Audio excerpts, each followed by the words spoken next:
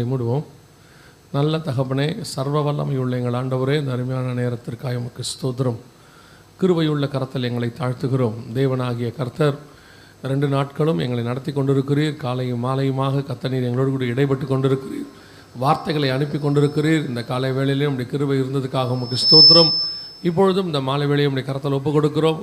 ஆண்டவரை, எல்லா சூழ்நிலைகளையும் மாற்றி மீண்டும் கூட்டம் நடக்க நீ தந்திருக்கிற தருணத்துக்காக உமக்கு நன்றி. இப்பொழுதும் நீர் எங்களோடு கூட பேசுவீராக, இடைபடுவீராக. கிருபையுள்ள கரத்தில் எங்களை தாழ்த்துகிறோம். எங்கள் ஆண்டவர் இயேசு கிறிஸ்துவின் நாமத்தில் ஒப்பு கொடுத்து ஜெபிக்கிறோம் எங்கள் ஜீவனுள்ள நல்ல பிதாவே. அல்லேலூயா. மத்தேயு சுவிசேஷம் 24ஆம் அதிகாரம் 6வது வசனம். யுத்தங்களையும் யுத்தங்களின் செய்திகளையும் கேள்விப்படுவீர்கள், கலங்காதபடிக்கு எச்சரிக்கையாயிருங்கள். இவைகளெல்லாம் சம்பவிக்க வேண்டியதே, ஆனாலும் முடிவு உடனே வராது அப்படின்னு இருக்கிறது. 3வது வசனத்தில் இயேசு கிறிஸ்துவை பார்த்து அவர்கள் அடையாளங்களை கேட்கிறார்கள். உம்முடைய வருகைக்கும் உலகத்தின் முடிவுக்கும் அடையாளம் என்ன, எங்களுக்கு சொல்ல வேண்டும் என்று சொல்லுகிறார்கள்.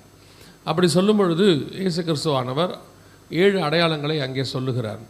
அதாவது 4வது வசனத்திலிருந்து 8வது வசனம் வரைக்கும் 7 அடையாளங்களை சொல்லுகிறார்.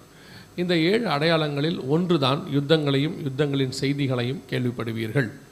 இந்த யுத்தங்கள் செய்திகள் என்று சொன்னால் பொதுவாக ஆண்டவர் சொல்லுகிறாரா? அதாவது எந்த ஒரு விளக்கமும் இல்லாமல் பொத்தாம்பதுவா அப்படின்னு சொல்லுவாங்க. இங்கிலீஷில் சொல்லும் போது long ago, once upon a time அப்படின்லாம் சொல்லுவாங்க. அதுக்கு ஒரு வரலாறு இருக்காது, எதுவுமே இருக்காது. அதை குறித்து ஆண்டவர் சொல்லுகிறாரா? அப்படி ஒரு யுத்தத்தை சொல்லுகிறாரா என்றால் அப்படி அல்ல. வேதாகமத்தில் அப்படி ஒரு காரியமே கிடையாது. வேதாகமத்தை பொறுத்த வரைக்கும் எந்த ஒரு காரியத்தை சொன்னாலும் அதற்கு பின்னால் அதற்கு ஒரு பின்புலம் இருக்கும், அதற்கு ஒரு வரலாற்று நிகழ்வு அல்லது அதற்கேற்ற ஒரு காரியத்தை கர்த்தர் வைத்திருப்பார். உதாரணமாக இப்போ நோவா காலத்தில் ஜலப்பிரளயம் வரும்போது கூட கர்த்தர் என்ன சொல்கிறாரு? நோவாவுக்கு 600ஆம் வயதாகும் வருஷம் 2ஆம் மாதம் 17ஆம் தேதி ஆகிய அந்நாளிலே அப்படின்னு பர்டிகுலராக சொல்கிறார். வெள்ளம் எப்போ வடிய தொடங்கினது அப்படின்னும் போது அடுத்த ஒரு வருஷம் 17ஆம் தேதியிலே அப்படின்னு சொல்கிறார். இப்படி ஒவ்வொரு காரியத்தையும் சொல்லும் பொழுது ஆண்டவர் அந்த டேட்டோட இயரோட சொல்கிறது கர்த்தருடைய சித்தம். அப்போ மட்டும் இல்லை, ராஜாக்கள் காலத்தில் தீர்க்க தரிசனம் உரைக்கும் போது, எசேக்கியேல் தீர்க்க தரிசனம் உரைக்கும் போது 6ஆம் வருஷம் 6ஆம் மாதம் 5ஆம் தேதியிலே இந்த தீர்க்க தரிசனம் உரைக்கப்பட்டது அப்படிம்பார். ஆலயத்துக்கு 2ஆம் ஆலயத்துக்கு அஸ்திவாரம் போடும்போது அந்த மாதத்தின் 24ஆம் தேதியிலே அப்படிம்பார். ஸோ ஆண்டவர் ஒவ்வொன்றுத்துக்கும் ஒரு அந்த டேட்டோட பைபிள் நம்ம கொடுத்துருக்கிறது. அப்படி இருக்கும் பொழுது இந்த இடத்துல யுத்தங்களையும் யுத்தங்களின் செய்திகளையும் கேள்விப்படுவீர்கள் அப்படின்னு சொன்னால் ஆண்டவர் எந்த யுத்தத்தை சொல்லுகிறார்? இயேசு பரமேறி போன பிறகு இது வரைக்கும் அந்த 2024 வரைக்கும் ஏறக்குறைய பெரிய யுத்தங்கள் மட்டுமே 3000க்கும் மேல் நடந்திருக்கு. பெரிய யுத்தங்கள் அப்படின்னு சொன்னால் லட்சக்கணக்கில் ஜனங்கள் மரித்து போனது, ஆயிரக்கணக்கில் மரித்து போனது. அந்த மாதிரி யுத்தங்களே பார்த்திங்கன்னு சொன்னால் 3000க்கும் மேற்பட்ட யுத்தங்கள் உலகத்தில் நடந்திருக்குதான். இப்போ இயேசு பரமேறி போன உடனே பார்த்திங்கன்னா கொஞ்சம் வருஷத்துலேயே எருசலேமை சேனைகள் சூழ்கிறது. கிபி 70 அப்புறம் தேவாலயத்தை இடிக்கிறாங்க. கிபி 90 மசாடா கோட்டை இடிக்கிறாங்க. இப்படி பார்த்திங்கன்னா அடுத்து யுத்தம் எருசலேமை நோக்கி வந்துக்கிட்டே இருக்கிறது. அது மட்டும் இல்லை, உலகளாவிய யுத்தங்கள் பெரிய அளவில் எல்லா பக்கத்துலேயும் வருது. நமக்கு தெரிஞ்சிருக்கிறது என்னென்னா 1ஆம் உலக யுத்தம், 2ஆம் உலக யுத்தம், இப்படி தான் யுத்தங்கள் நமக்கு தெரியும்.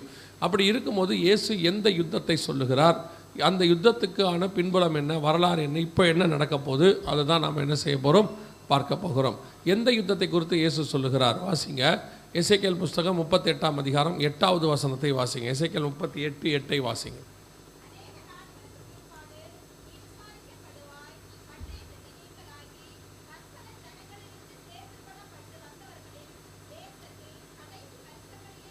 கடைசி வருஷங்களிலே நீ வருவாய் அப்படின்னு இருக்கு. அந்த இடத்துல ஒரு யுத்தத்தை குறித்து சொல்லும்போது கடைசி வருஷத்தில் நடக்க வேண்டிய யுத்தமாக அது சொல்லப்படுகிறது.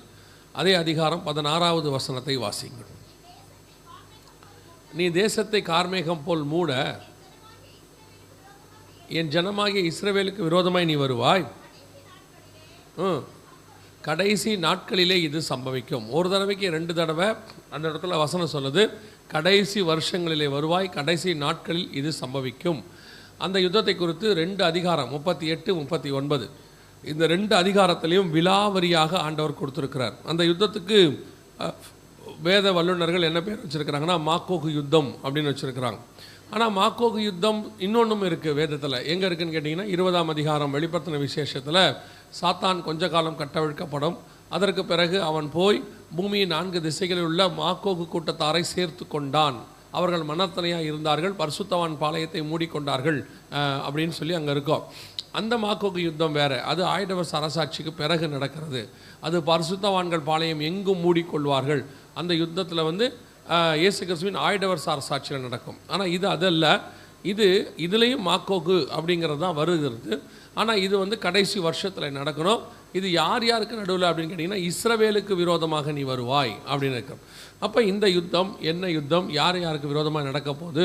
ஆனால் ஒன்று மட்டும் தெரியுது, கடைசி நாட்களில் சம்பவிக்க போகிறது என்பது மாத்திரம் நமக்கு தெரிஞ்சிருக்குது.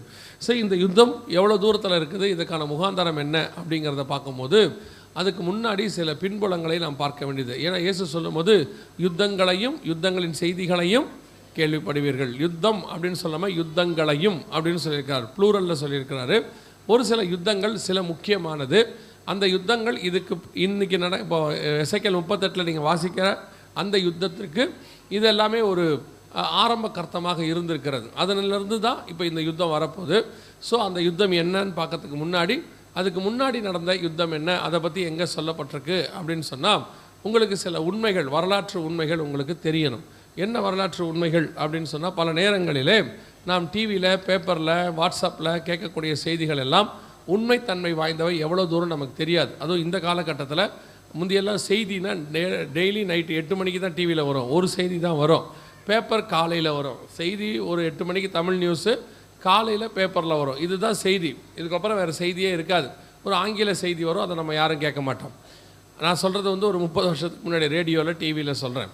இப்போ அப்படி இல்லை. நிமிஷத்துக்கு நிமிஷம் செய்தி, அரை மணி நேரத்துக்கு ஒரு தடவை, 15 நிமிஷத்துக்கு ஒரு தடவை ஃப்ளாஷ் நியூஸ் வந்துக்கிட்டே இருக்குது. செய்திக்குன்னு சேனல்களே நிறைய ஆயிடுச்சு. 10 சேனலுக்கு மேலே இருக்குது செய்தி சேனல்கள் அப்படின்னு சொல்லி. அப்படின்னா அந்த செய்தி வரக்கூடிய எல்லாமே உண்மையா, நம்பகத்தன்மை வாய்ந்ததா அப்படின்னா, நேற்று நம்ம வாசித்தோம் ஓசியா புஸ்தகத்தில் 12ஆம் அதிகாரத்தில், நாள்தோறும் பொய்யையும் கேட்டையும் வர்த்திக்க பண்ணி அப்படின்னு சொல்லி. ஸோ வரக்கூடிய விஷயங்களில் பொய்யும் இருக்கிறது, கேடும் இருக்கிறது.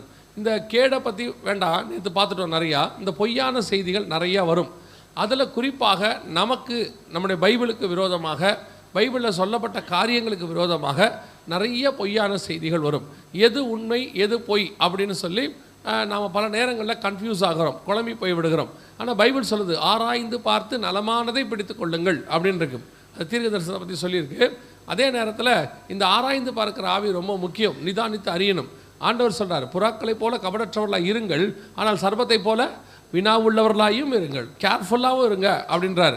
ஆண்டவர் சொல்கிற வார்த்தை என்னென்னா, நீங்கள் இரக்கமாக இருங்க, ஏமாளியாக இருக்காதீங்க அப்படின்னு அர்த்தம்.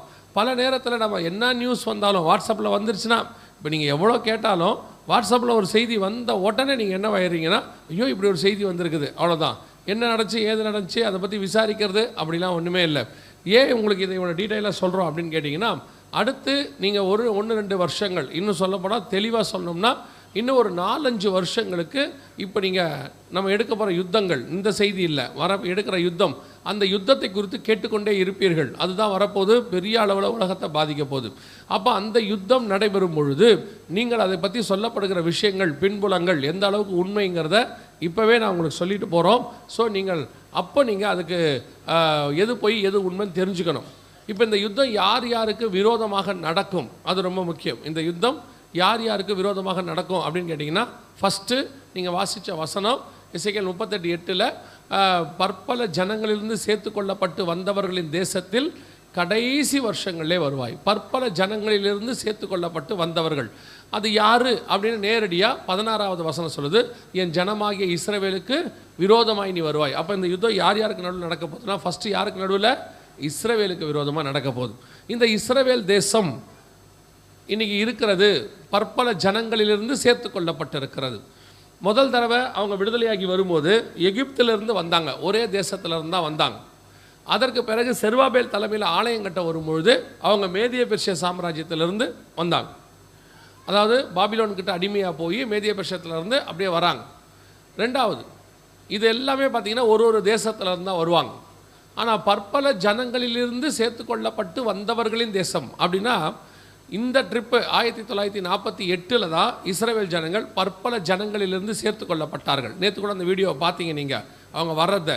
இந்த தடவை ஏறக்குறைய உலகத்தில் இருக்கிற எல்லா நாட்டிலேருந்தும் வந்தாங்க, இந்தியாவிலேருந்து கூட போனாங்க. இந்தியாவில் கூட இந்த பக்கத்தில் கேரளாவில் கொச்சினில் இருந்தாங்க, அங்கே கூட ஜூவிஷ் மார்க்கெட்னு உண்டு, பாம்பேயில் இருந்தாங்க. இப்படி பல ஊர்கள்லேருந்து, அஸ்ஸாமில் இருந்தாங்க.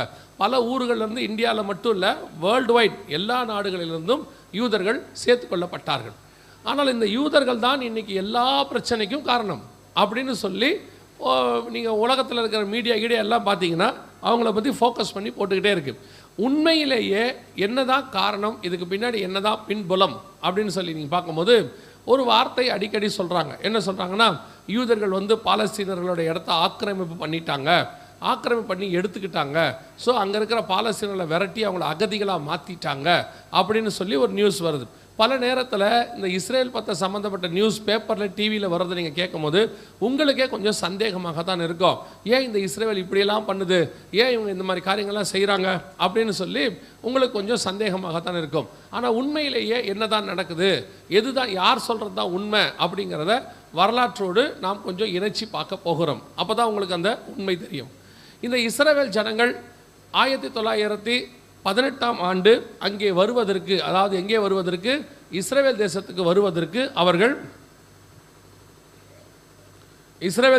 வருவதற்கு அவர்களுக்கு வாய்ப்பு கொடுக்கப்பட்டது. அதாவது பால்ஃபர் டிக்ளரேஷன் அப்படின்னு சொல்லி. இதை கேட்ட உடனே உங்களுக்கு என்ன தோணும் அப்படின்னா இவங்க அங்கே வந்தவங்க தானா, அவங்க அந்த ஊருக்காரங்க இல்லையா அப்படின்னு சொல்லி உங்களுக்கு ஒரு காரியம் தோணும். அப்போ இவங்க 1918 தான் வந்திருக்கிறாங்க, அப்போ அதுக்கு முன்னாடி இருந்தவங்களெல்லாம் இவங்க விரட்டிட்டாங்களா அப்படின்னு சொன்னால் நல்லா கவனிச்சுக்கொள்ளுங்க. இதுக்கு முன்னாடி இஸ்ரவேல் ஜனங்கள் எங்கே இருந்தாங்க, எப்போ இருந்தாங்க அப்படின்னா பைபிள் வச்சுருக்கிற உங்களுக்கு ஓரளவுக்கு தெரியும். ஆபிரகாம் காலத்திலேயே இஸ்ரவேல் ஜனங்கள் அங்கே வந்து விட்டார்கள். ஆபிரகாமுக்கு அப்புறம் ஈசாக்கு அப்புறம் யாக்கோபு பேர் தான் இஸ்ரவேல். அன்றைக்கே அவங்க வந்துட்டாங்க. யாக்கோபுடைய 4வது பையன் பேர் தான் யூதர்கள். அப்பொழுது அவங்க அங்கத்தில் தான் இருக்கிறாங்க. ஆனால் அவர்கள் அங்கிருந்து ஒரு நாள் தேசத்தை விட்டு போய்விட்டார்கள், விரட்டப்பட்டார்கள். யாரால் விரட்டப்பட்டாங்க? கிபி 70 ரோமர்களால் விரட்டப்பட்டார்கள். விரட்டப்பட்டு உலகம் முழுக்க சிதறடிக்கப்பட்டார்கள். இது தேவனுடைய திட்டம். ஏன்னு சொன்னால் அவங்க செய்தனால தேவனுக்கு விரோதமான காரியங்களில் அவங்க தேசம் அவங்க கையை விட்டு போயிடுச்சு. அவங்க அகதிகளாக போயிட்டாங்க. அப்படி அகதிகளாக போனவர்கள் உலகம் எங்கும் சிதறி போய் கிடந்தார்கள். அப்படி இருக்கும்போது ஆண்டவர் ஏசாயா தீர்க்கதரிசன புஸ்தகம் 43ஆம் அதிகாரம் 5-6 வசனங்களை வாசிங்க. ஏசாயா 43, 5-6 வாசிங்க. இருக்கிறேன், கிழக்கிலிருந்து வரப்பண்ணி மேற்கிலிருந்து கூட்டி சேர்ப்பேன், வடக்கை நோக்கி கொடு என்றும் தெற்கை நோக்கி வைத்திராதே என்றும் சொல்லி குமாரனையும் குமாரத்திகளையும் கொண்டு வருவேன் அப்படின்னு சொல்கிறார். ஏசாயா 43, 5, 6, 7 வசனங்கள் அது இருக்குது.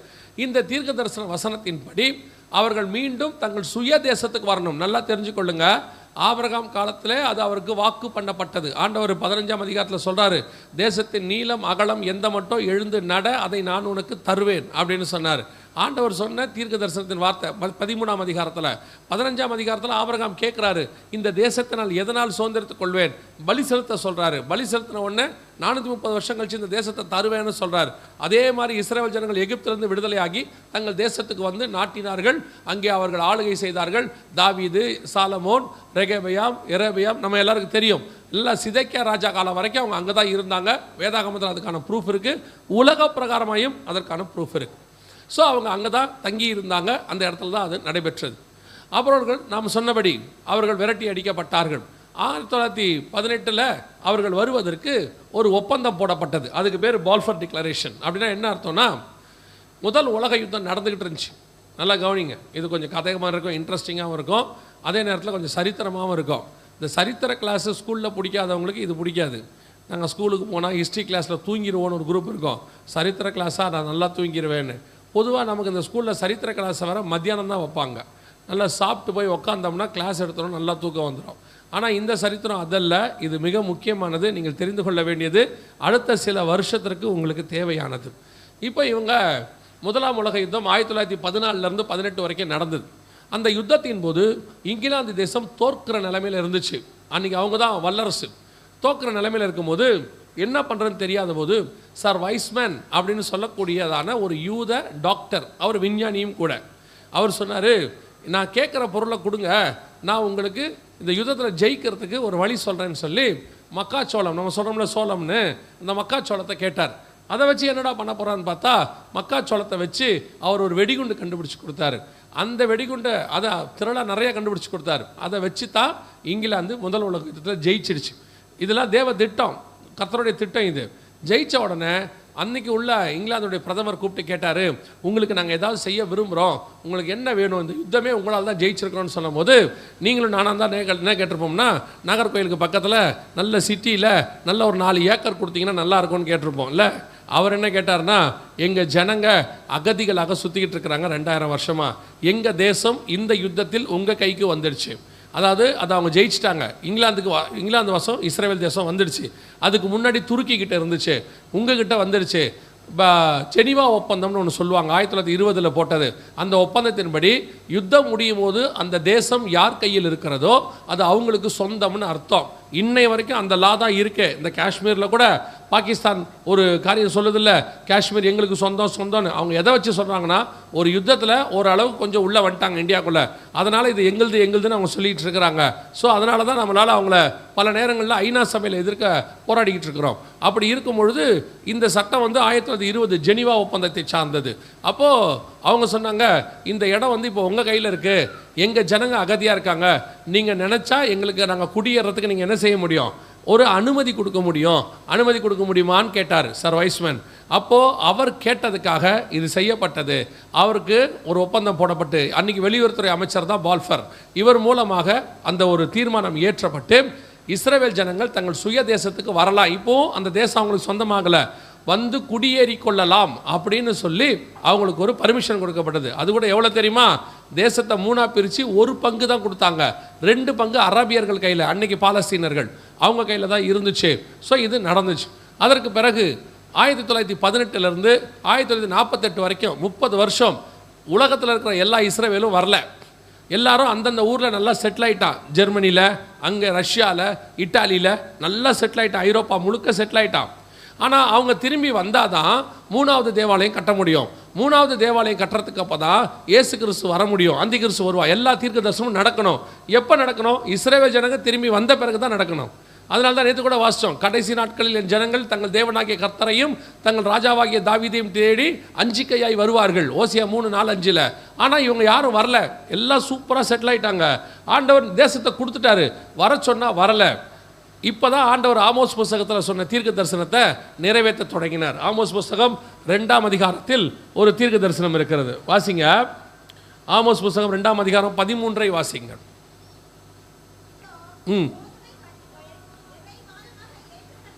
கோதுமை கட்டுகள் நிறைபாரமாய் ஏற்றப்பட்ட வண்டியில் இருத்துகிறது போல நான் உங்களை நீங்கள் இருக்கிற ஸ்தலத்தில் ஏற்றுவேன். நல்லா கவனிங்க, இது எதை பற்றின தீர்க்க தரிசனம்னா, இவங்க வரல.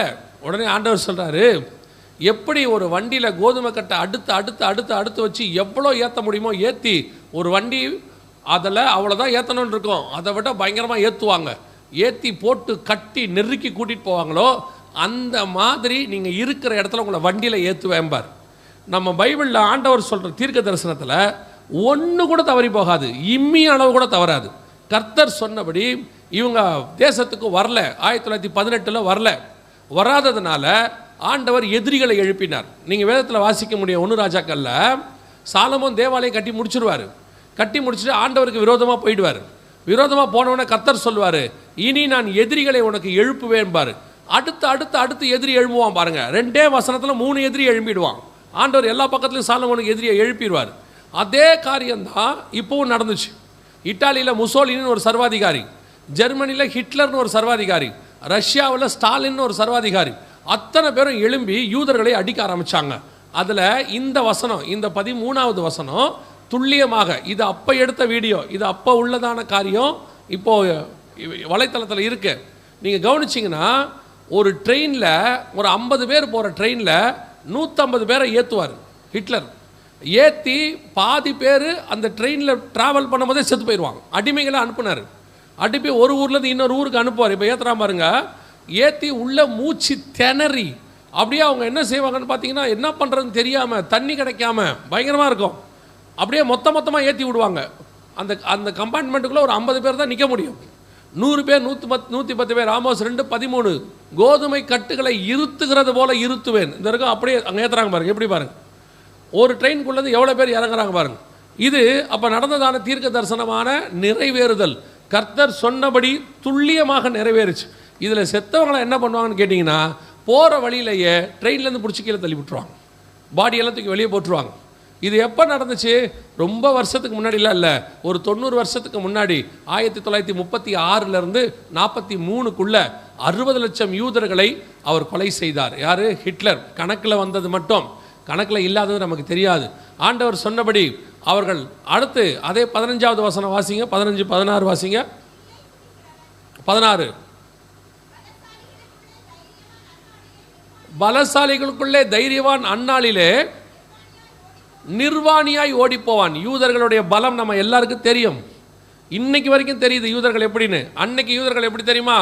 அவங்க அதே ஜெர்மனியில் ஒரு 5 வருஷத்துக்கு முன்னாடி, 5 வருஷத்துக்கு முன்னாடி மிகப்பெரிய ஆசீர்வாதமாக இருந்தவங்க. இன்னும் சொல்ல போனால் ஜெர்மனியோடைய பொருளாதாரத்தை நிர்ணயித்தவங்க. ஜெர்மனியோட பேங்க்ஸ் எல்லாம் அவங்க கண்ட்ரோலில் இருந்தது. ஒரே ஒரு ஆள் எழுப்புனா இந்த வசனம் 2:16 நிர்வாணியாய் ஓடி போவான். சொன்னபடியே இந்த தீர்க்க தரிசனம் நிறைவேறுச்சு. அத்தனை யூதர்களையும் ட்ரெஸ்ஸை எடுத்துக்கிட்டு, இவங்கெல்லாம் இராணுவ வீரர்கள், எல்லாரையும் பிடிச்சி நிர்வாணியாய் ஓடி போவான். கர்த்தர் சொன்னபடி தீர்க்க தரிசனம். இது ஏன் யூதர்களுக்கு நடந்தது? தேவ பிள்ளைகளுக்கு நடந்தது. கர்த்தர் வாக்குத்தத்தம் பண்ணிவிட்டார், பால்ஃபர் டிக்ளரேஷன் வந்துடுச்சு, போய் தேசத்தில் குடியேறுங்கன்னு சொல்லிட்டாரு. ஆனால் இவர்கள் போகலை. அவங்க இருக்கிற இடத்துல இருக்கிற ஆசீர்வாதம், அங்கே கிடைத்ததான நிம்மதி, அங்கே இருக்கக்கூடியதான சொகுசு வாழ்க்கை அப்படியே இருந்துட்டாங்க. வேற வழி இல்லை. கர்த்தர் தன் தீர்க்க தரிசனத்தை நிறைவேற்ற தொடங்கினார். எப்பவுமே நான் ஒரு காரியத்தை சொல்லுவேன், கர்த்தர் ஒரு வாக்கு பண்ணின போது அந்த வாக்கு தத்தத்துக்கு கீழ்ப்படிந்து நாம் அதை செய்ய வேண்டும். சொல்லுகிறவர் கர்த்தர். பாருங்க, ஒரு சாதாரணமான ஒரு விஷயம், ஒரு நாட்டுடைய ஒரு தலைவர் 5 வருஷம் இருப்பாங்க, அது மாநிலத்துக்கோ அது நாட்டுக்கோ, அல்லது அமெரிக்கா கூட 4 வருஷம் தான் இருப்பாங்க. அவர் ஒன்று சொன்னால் தனக்கு கீழே இருக்கிறவன் கேட்கணும்னு விரும்புகிறாரு, கேட்காட்டி கோபம் வருது, உடனே மாற்றி விட்டுறாங்க. ஒன்றும் இல்லை, சாதாரணமாக இங்கே இருக்கக்கூடிய போலீஸ் அதிகாரியாக இருப்பார், தனக்கு கீழே இருக்கிற அதிகாரி தான் சொன்னதை கேட்கலன்னா உடனே தண்ணியில்லா காட்டுக்கு மாற்றிடுவேம்பாங்க, உடனே அவங்களுக்கு டிரான்ஸ்ஃபர் பண்ணிடுறாங்க. தான் சொன்னதை கேட்கணும் அப்படின்னு சொல்லி ஒரு சாதாரண அதிகாரி நினைக்கிறாரு. சர்வ வல்லமை உள்ள தேவன், வானத்தையும் பூமியும் உண்டாக்கின ஆண்டவர், அவர் வாக்கு எப்படிப்பட்டது? வானமும் பூமியும் ஒளிந்து போனாலும் மாறாத வாக்கு. அவர் சொன்னால் கீழ்ப்படியணும், அவ்வளோதான். ஏன்னு கேட்கறதுக்கு உங்களுக்கு எனக்கு அதிகாரமே கிடையாது. நாம் யார்? சாதாரண சிருஷ்டி.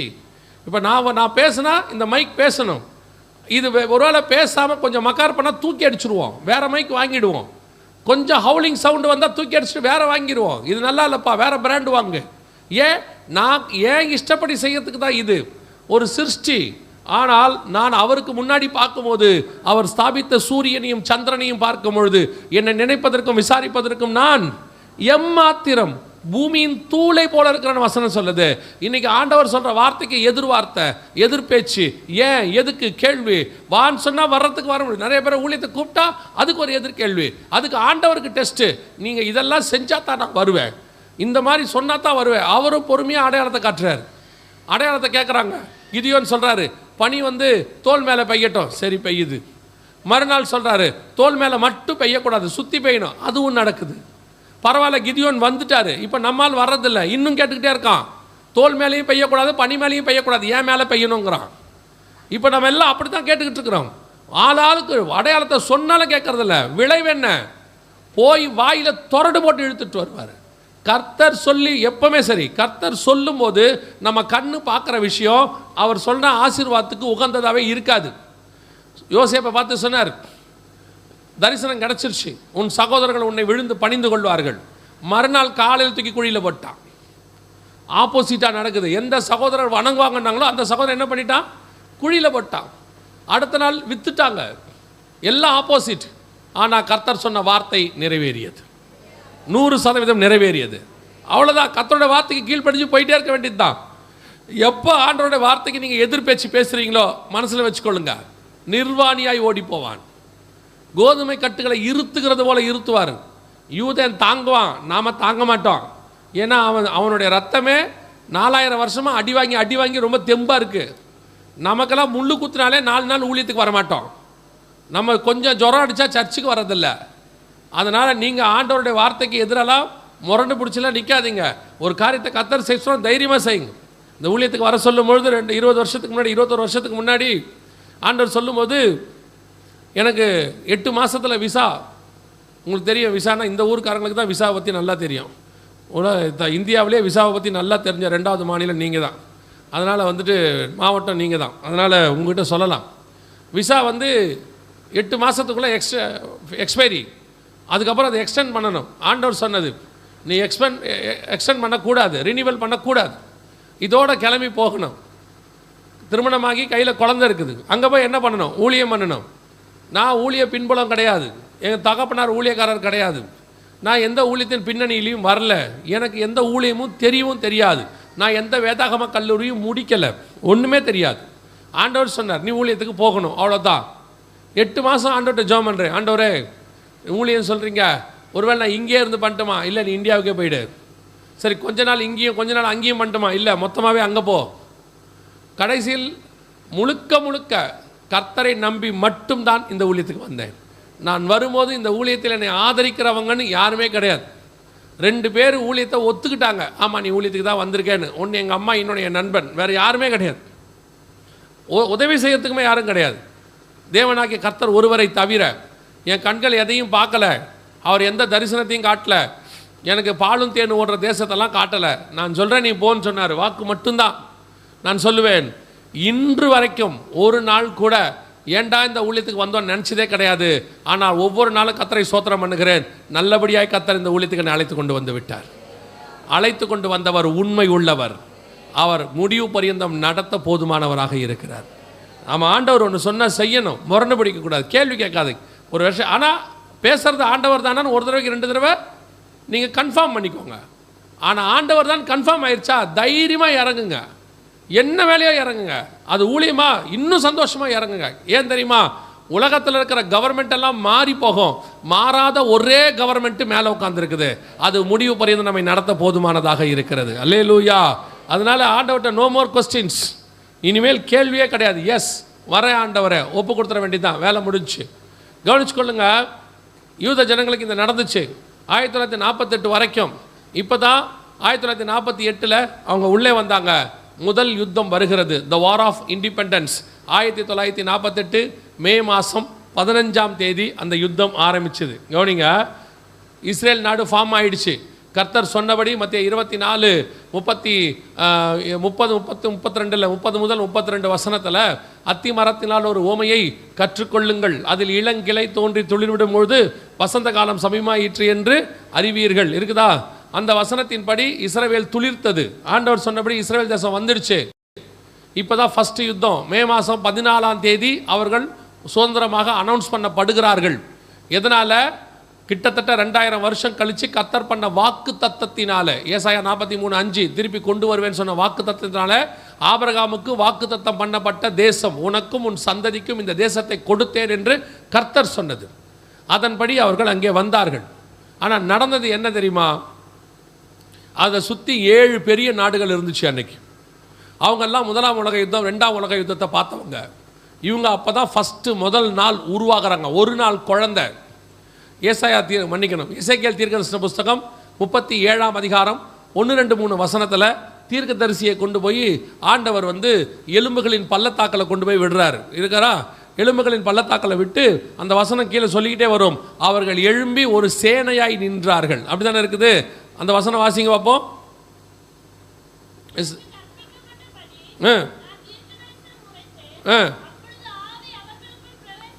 ஆவி அவர்களுக்குள் பிரவேசிக்க அவர்கள் உயிரடைந்து காலூன்றி மகா பெரிய சேனையாய் நின்றார்கள். இஸ்ரவேல் தேசம் உருவான முதல் நாளே அவர்கள் ஒரு இராணுவமாக தான் எழும்பினாங்க. ஏன் தெரியுமா? அடுத்த நாள் யுத்தம். 7 நாடு சொல்லிடுச்சு, இதான் ஃபர்ஸ்ட் யுத்தம், மிக முக்கியமான யுத்தம். 7 நாடு சொல்லிடுச்சு, இந்த இஸ்ரவேல் தேசம் நாங்கள் ஒத்துக்க மாட்டோம். இத்தனைக்கும் ஐநா சபையில் ரஷ்யா, சைனா, அப்புறம் அமெரிக்கா எல்லாரும் ஓகேன்னு சொல்லி தான் நாடு வருது. ஒத்துக்க மாட்டோம், இஸ்ரவேல் தேசத்தை ஒழிச்சு கட்டுவோம் அப்படின்னு 7 நாடுகள், ஈராக்கு, ஈரானு, சிரியா, எகிப்து. அப்போல்லாம் எகிப்துக்கு பெரிய அதிபர் ஒருத்தர் இருந்தார், நாசர்னு. அவர் சொன்ன வார்த்தை என்ன தெரியுமா? இஸ்ரவேலை உலக வரைபடத்தில் இல்லாமல் அழித்து விடுவேன்னு சொன்னார். இஸ்ரவேல் உலக வரைபடத்திலே இருக்காதுன்னு சொன்னார். அதன்படி 7 நாடுகள் கூடினாங்க. மறுநாள் காலையில் யுத்தம். இப்போ நீங்கள் ஒரு உண்மையை தெரிஞ்சுக்க போகிறீங்க. நீங்கள் பிறந்ததுலேருந்து ஒன்று கேட்டுக்கிட்டு இருப்பீங்க, என்ன தெரியுமா? பாலஸ்தீன அகதிகள், பாலஸ்தீன அகதிகள்னு ஒன்று கேட்குறீங்கல்ல. இந்த பாலஸ்தீன அகதிகள் யார், எப்படி உருவானாங்க அப்படிங்கிறத இப்போ நீங்கள் பார்க்க போகிறீங்க. இந்த யுத்தத்தை அனௌன்ஸ் பண்ண உடனே இந்த 7 நாடுகளும் ஒரு காரியத்தை சொன்னாங்க. என்ன சொன்னாங்கன்னா, உள்ளுக்குள்ளே இருக்கிற பாலஸ்தீனர்கள் மதத்தால் எங்களோடு கூட இணைந்தவர்கள், எங்கள் சகோதரர்கள். யுத்தத்தில் நாங்கள் அவர்களை கொல்ல விரும்பவில்லை. அதனால் நீங்கள் எல்லாம் கொஞ்சம் வெளியே வந்துருங்க, யுத்தத்தை ஆரம்பிக்க போகிறோம். ஒரு 2-3 நாளைக்குள்ளே, ஏன்னா இஸ்ரவேல் உருவாகி ஒரு நாள் குழந்தை, ஒரே ஒரு நாள், அப்போ தான் இராணுவம் அவங்களுக்கு இருக்குது. ஆனால் சுற்றி 7 நாடு இருக்குது. இவங்க எல்லாம் 2 உலக யுத்தத்தை பார்த்தா ஜாம்பவான்கள். யோர்தான் ஒரு நாடு 700 டேங்க் வச்சுருந்தாங்க. இங்கிலாந்துடைய டேங்க் அவங்கக்கிட்ட தான் இருந்துச்சு, மிகப்பெரிய நாடு. ஸோ இவங்க சொன்னாங்க, நாங்கள் யுத்தத்தில் 2 நாள் 3 நாளைக்குள்ளே இஸ்ரவேலை க்ளோஸ் பண்ணிடுவோம், அதற்கு பிறகு இந்த நாடை பழையபடி உங்ககிட்டயே கொடுத்துட்றோம், நீங்கள் வெளியே வாங்கன்னு சொன்னார். அன்னைக்கு இந்த ஜே போஸ்ட்னு இருக்கு பாருங்கள், இதுக்கு பாலஸ்தீனியன் போஸ்ட், இப்போ அதுக்கு பேர் ஜே போஸ்ட். அப்போ அவர் என்ன பண்ணாங்க, அங்கே இருக்கிற இஸ்ரேலிய பிரதமர் டிவியில் ரேடியோவில் பேசினார். அப்போ டிவி கிடையாது, ரேடியோவில் பேசினார். என்ன சொன்னார்னா, தயவு செய்து நீங்கள் யாரும் தேசத்தை விட்டு போக வேண்டாம், நாம் இணைந்து இந்த யுத்தத்தை சந்திப்போம், நமக்கு எதிரிகள் சூழ்ந்திருக்கிறாங்க, நாம் ஜெயித்த பிறகு பேச்சுவார்த்தை மூலமாக நம்ம 2 பேருக்கு உள்ளதை பேசி தீர்த்துக்கலாம் அப்படின்னு சொன்னார். ஆனால் உள்ளே இருந்த பாலஸ்தீனர்கள் இந்த ஒரு நாள் குழந்தை, இந்த பிரதமர் டேவிட் பென்கூரியன் அவர் சொன்னதை அவங்க நம்பாமல் அவங்க என்ன செஞ்சாங்கன்னா, அந்த 7 நாடுகள் சொன்னதை நம்பி இஸ்ரவேல் எல்லையை விட்டு அங்கங்கே வெளியே வந்தாங்க. யுத்தம் ஆரம்பிச்சுது. ஆனால் அவங்க நினச்ச மாதிரி யுத்தம் 2 நாளில் முடியல, 2 வருஷத்துக்கு மேலே போச்சு. அவங்க நினைக்கவே இல்லை இஸ்ரவேல் இவ்வளோ பவர்ஃபுல்லாக இருக்கணும். ஆனால் உண்மை என்ன தெரியுமா, இதை ஜெயிக்கிறதுக்கு இஸ்ரவேல் என்கிற தேசத்தின் இராணுவத்தின் பலம் அல்ல காரணம். அவங்க உருவாகி ஒரு நாள் தான் இருந்துச்சு. அவங்க ஜெயிக்கிறதுக்கு காரணம், அவங்க சேனைகளின் கர்த்தர் அவர்களோடு கூட இருந்தார். அந்த யுத்தம் அவங்க ஜெயிச்சது காரணம் கர்த்தர் தான். புக்கே இருக்கு, ஃபர்ஸ்ட் இண்டிபெண்டன்ஸ் வார் ஆஃப் அந்த வார் ஆஃப் இண்டிபெண்டன்ஸ்னு சொல்லி இந்த யுத்தம், இந்த புக்கே இருக்கு. இப்போ நீங்கள் பார்க்க முடியும், போய் எப்படி இஸ்ரவேல் ஜனங்க இதை ஜெயிச்சாங்க, அந்த நேரத்தில் யார் யார் எப்படி எப்படிலாம் வந்தாங்க, இஸ்ரவேல் எப்படி கொஞ்சம் கொஞ்சமாக ஜெயிச்சுட்டு வந்துச்சுன்னு சொல்லி இது ஒரு வீடியோ. இதே மாதிரி ஒரு புக்கும் இருக்குது, அவங்க எப்படி ஜெயிச்சாங்கன்னு சொல்லி. அதில் பார்த்தீங்கன்னா சாட்சி இருக்குது. சில சாட்சிகள்லாம் கேட்டிங்கன்னா எகிப்திய வீரர்கள் சாட்சி எழுதியிருக்கிறாங்க. அவங்கள குலவிகள் துரத்திக்கிட்டு வந்துச்சான் இஸ்ரவேல்கிட்ட போகும்போது. உபாகமத்தில் இருக்கு, என் பெரிய சேனையாகிய குலவிகளை உங்களுக்கு முன்பாக அனுப்புவேன் பார் ஆண்டவர். சொன்னபடி துல்லியமாய் தீர்க்க தரிசனம் கர்த்தர் சொன்னபடி நிறைவேறிடுச்சு. முதல் யுத்தம் ஆண்டவர் சொன்னபடியே அவர்கள் கைக்கு தேசம் வந்துச்சு. நல்லா கவனிச்சு கொள்ளுங்க, 7 ஜாம்பவான்கள் சுற்றி நின்னாங்க. இது ஒரு சின்ன குழந்தை. ஆனால் வேதம் சொல்லுது அவர்கள் எழும்பி சேனையாய் நின்றார்கள். பல நேரங்களிலே நமக்கு எதிராக நிற்கக்கூடியவர்கள் மிகப்பெரிய சேனையாய் நிற்பார்கள், பெரிய ஜாம்பவான்களாக இருப்பாங்க. அவங்களோட கம்பேர் பண்ண நாம் ஒன்றுமே இருக்க மாட்டோம், சும்மா சாதாரணமாக இருப்போம். ஆனால் அவங்க சொல்லுவாங்க, உன்னை அப்படி ஆக்கிடுவேன், இப்படி ஆக்கிடுவேன், கசக்கி போட்டுருவேன், தூள் தூள் ஆக்கிடுவேன்பாங்க. நம்ம எழுத்தெல்லாம் பேசக்கூடாது. சமீபத்தில் தான் நான் கற்றுக்கிட்டேன், ஒரு ஒரு வசனத்தை படித்த போது கற்றுக்கிட்டேன். ஆமோஸ் புஸ்தகம் நினைக்கிறேன்.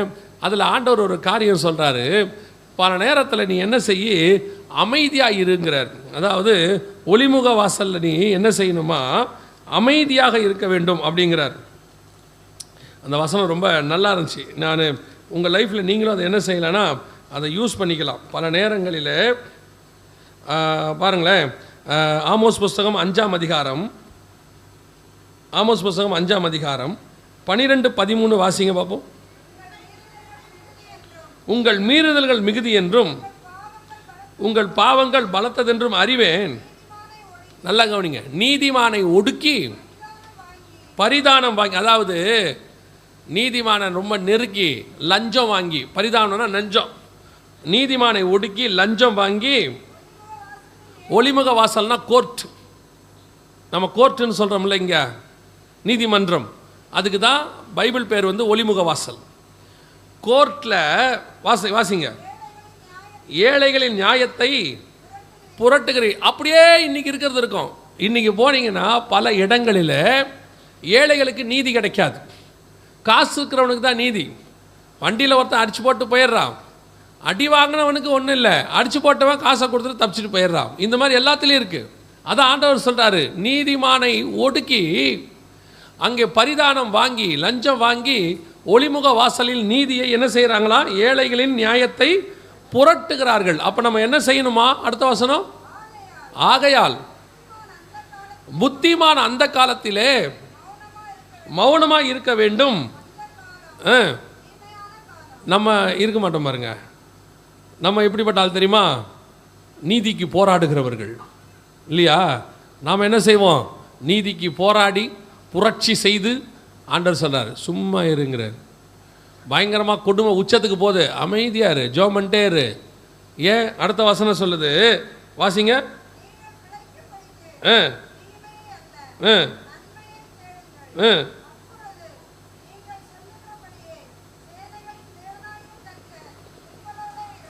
எவ்வளோ பெரிய விஷயம் நடந்துட்டு இருக்கும்போது அமைதியாக இரு, அதை பற்றி நீ ஒன்றும் பேசாத, உன் தேவனாகிய கர்த்தர் உன்னோடு கூட இருப்பார். ஏன்னா உங்களுக்கும் எனக்கும் வழக்காடுகிற ஒருவர் இருக்கிறார். அது மட்டும் இல்லை, நம்முடைய ஆண்டவர் இங்கே வசனம் சொல்லுது, இங்கே பரிதானம் வாங்கிட்டு ஏழைக்கு நீதி கிடைக்காம போயிடுமா. ஆனால் நம்ம ஆண்டவர் அப்படி அல்ல, அவர் நீதியுள்ள நியாயாதிபதி. இப்போ நான் இதை கற்றுக்கிட்டேன். நான் கொஞ்ச நாளைக்கு முன்னாடி இந்த வசனத்தை வாசிக்கும் போது ஆண்டவர் எனக்கு சொல்லி கொடுத்தாரு, நீ பேசவே பேசாத, அமைதியாக இருந்தார். பல நேரங்களில் நமக்கு அறியாமல் தீமைகள் நமக்கு விரோதமாய் பேசும்போது நம்ம பயப்படுறோம்.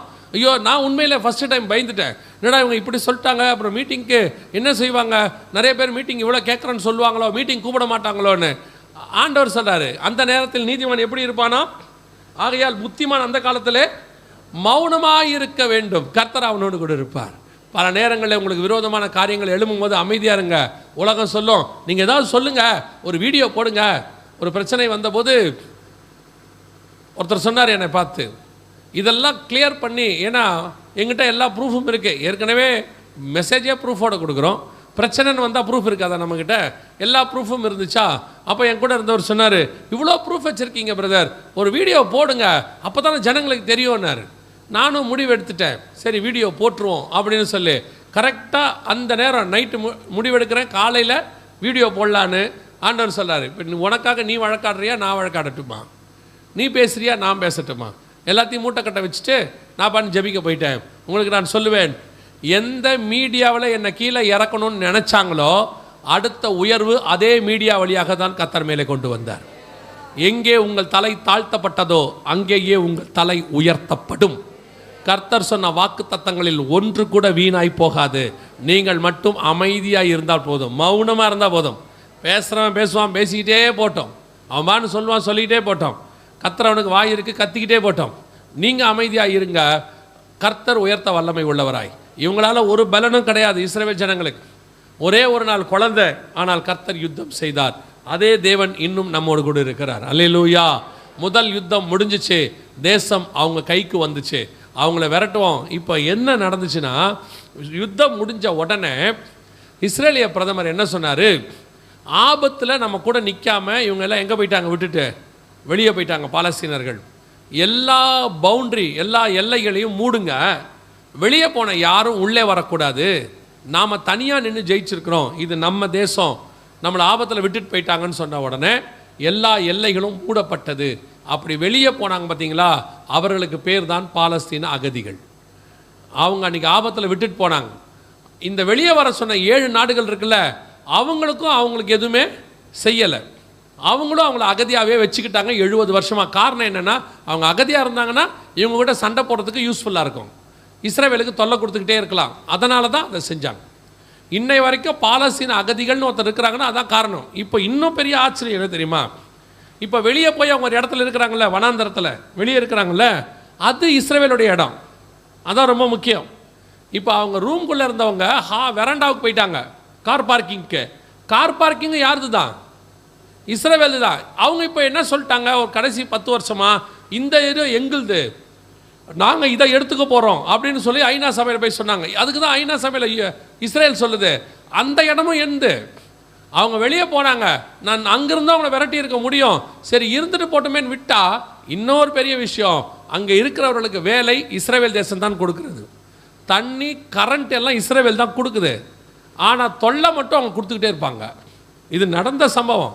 நடந்துட்டு இருக்குது. மற்ற 7 நாடுகள் வேலை கொடுக்க முடியாது, ஏன்னா அவங்க எல்லைகள்லாம் எங்கெங்கேயோ இருக்குது. போய் வேலை பார்க்கணும்னா இஸ்ரவேலில் தான் போய் வேலை பார்க்கணும். வேலை கொடுக்கறது இஸ்ரவேல், கரண்ட் கொடுக்கறது இஸ்ரவேல், தண்ணி கொடுக்கறது இஸ்ரவேல், எல்லாம் அவன் தான் கொடுக்குறான். ஆனால் இவங்க தொல்லை கொடுக்குறதும் அவனுக்கு தான் கொடுப்பாங்க. இது கடந்த 70 வருஷமாக நடந்துக்கிட்டே இருக்குது. முதலாம் யுத்தம் முடிஞ்சிச்சு, த வார் ஆஃப் இண்டிபெண்டன்ஸ். இது 1948 ஏறக்குறைய 2-3 வருஷம் 52 வரைக்கும் நடைபெற்றது. அடுத்த யுத்தம், இயேசு சொன்ன யுத்தங்களின் செய்திகளையும் கேள்விப்படுவீர்கள் அப்படின்னு சொன்னதில் மிக முக்கியமாக 2வது யுத்தம் ஒன்று நடந்தது. அது எந்த யுத்தம் அப்படின்னு கேட்டிங்கன்னா, வாசிங்க வசனத்தை. சகரியாவின் புஸ்தகம் 12ஆம் அதிகாரம் 6வது வசனத்தை வாசிங்க. சகரியா 12:6 வாசிங்க. எருசலேம் திரும்பவும் தன் ஸ்தானமாகிய எருசலேமிலே, இதுக்கான யுத்தம் தான் இப்போ நம்ம பார்க்க போகிறோம்.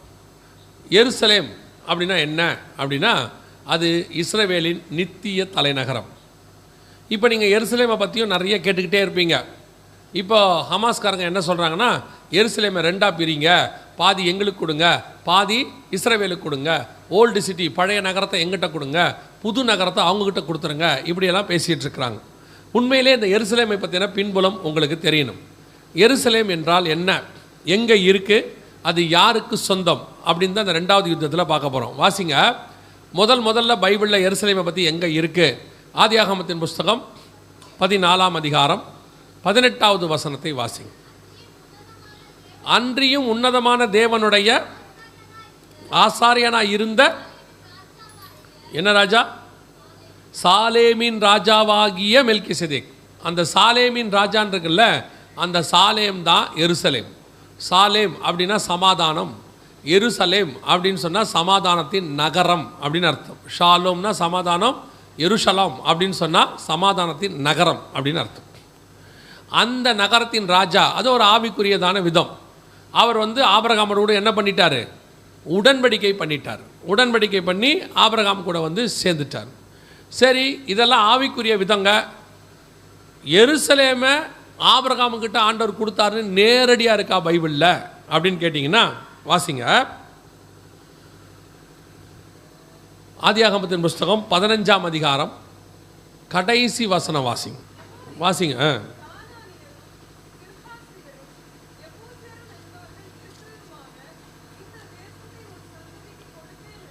எபூசியரும் இருக்கிறதுமான இந்த தேசத்தை உன் சந்ததிக்கு கொடுத்தேன் என்றார் அப்படின்னு இருக்கு. நல்லா கவனிங்க. இந்த இடத்துல ஆண்டவர் சொல்லி இருக்கிற அந்த கடைசி பேர் என்ன? சொல்லியிருக்கிற கடைசி பேர் என்ன? எபூசியரும் இருக்கிறதான அப்படின்னு இருக்குது இல்லையா? அந்த எபூசியர் அப்படிங்கிறவங்க யார்? நியாயாதிபதிகள் 19:10. ராத்திரிக்கு இருக்க மனமில்லாமல்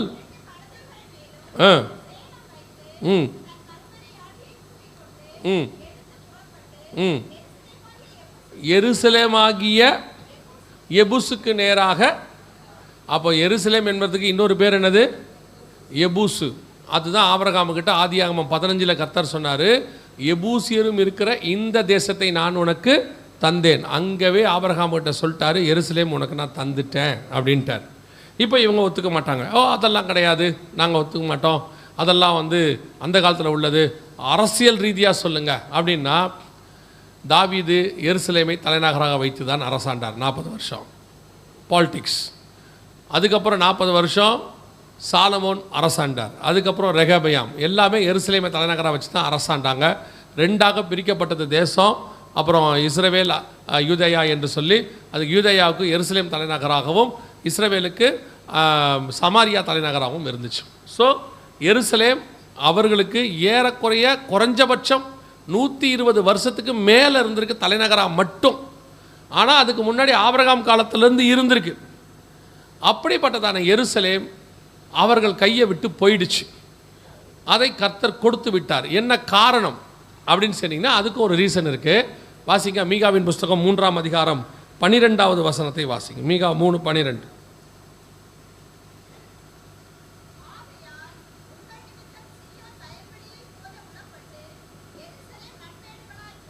எருசலேம் மண்மேடுகளாகி போம், ஆலயத்தின் பர்வதம் காட்டு மேடுகளாகி போகும். இது என்ன, எதை பற்றி சொல்லப்பட்டிருக்கிறது அப்படின்னு சொல்லி நீங்கள் பார்த்தீங்கன்னா, எருசலேம் மண்மேடுகளாகி போகும் அப்படின்னு இருக்கு. எருசலேம் மண்மேடாகி போகும்னா ஏன் அப்படி சொன்னார்? இந்த மீகா யாருன்னு கேட்டிங்கன்னா எரேமியா காலத்தில் வாழ்ந்த இன்னொரு தீர்க்கதரிசி. எரேமியா தீர்க்கதரிசன புஸ்தகம் 26ஆம் அதிகாரம் 18வது வசனம் வாசிங்க. 18.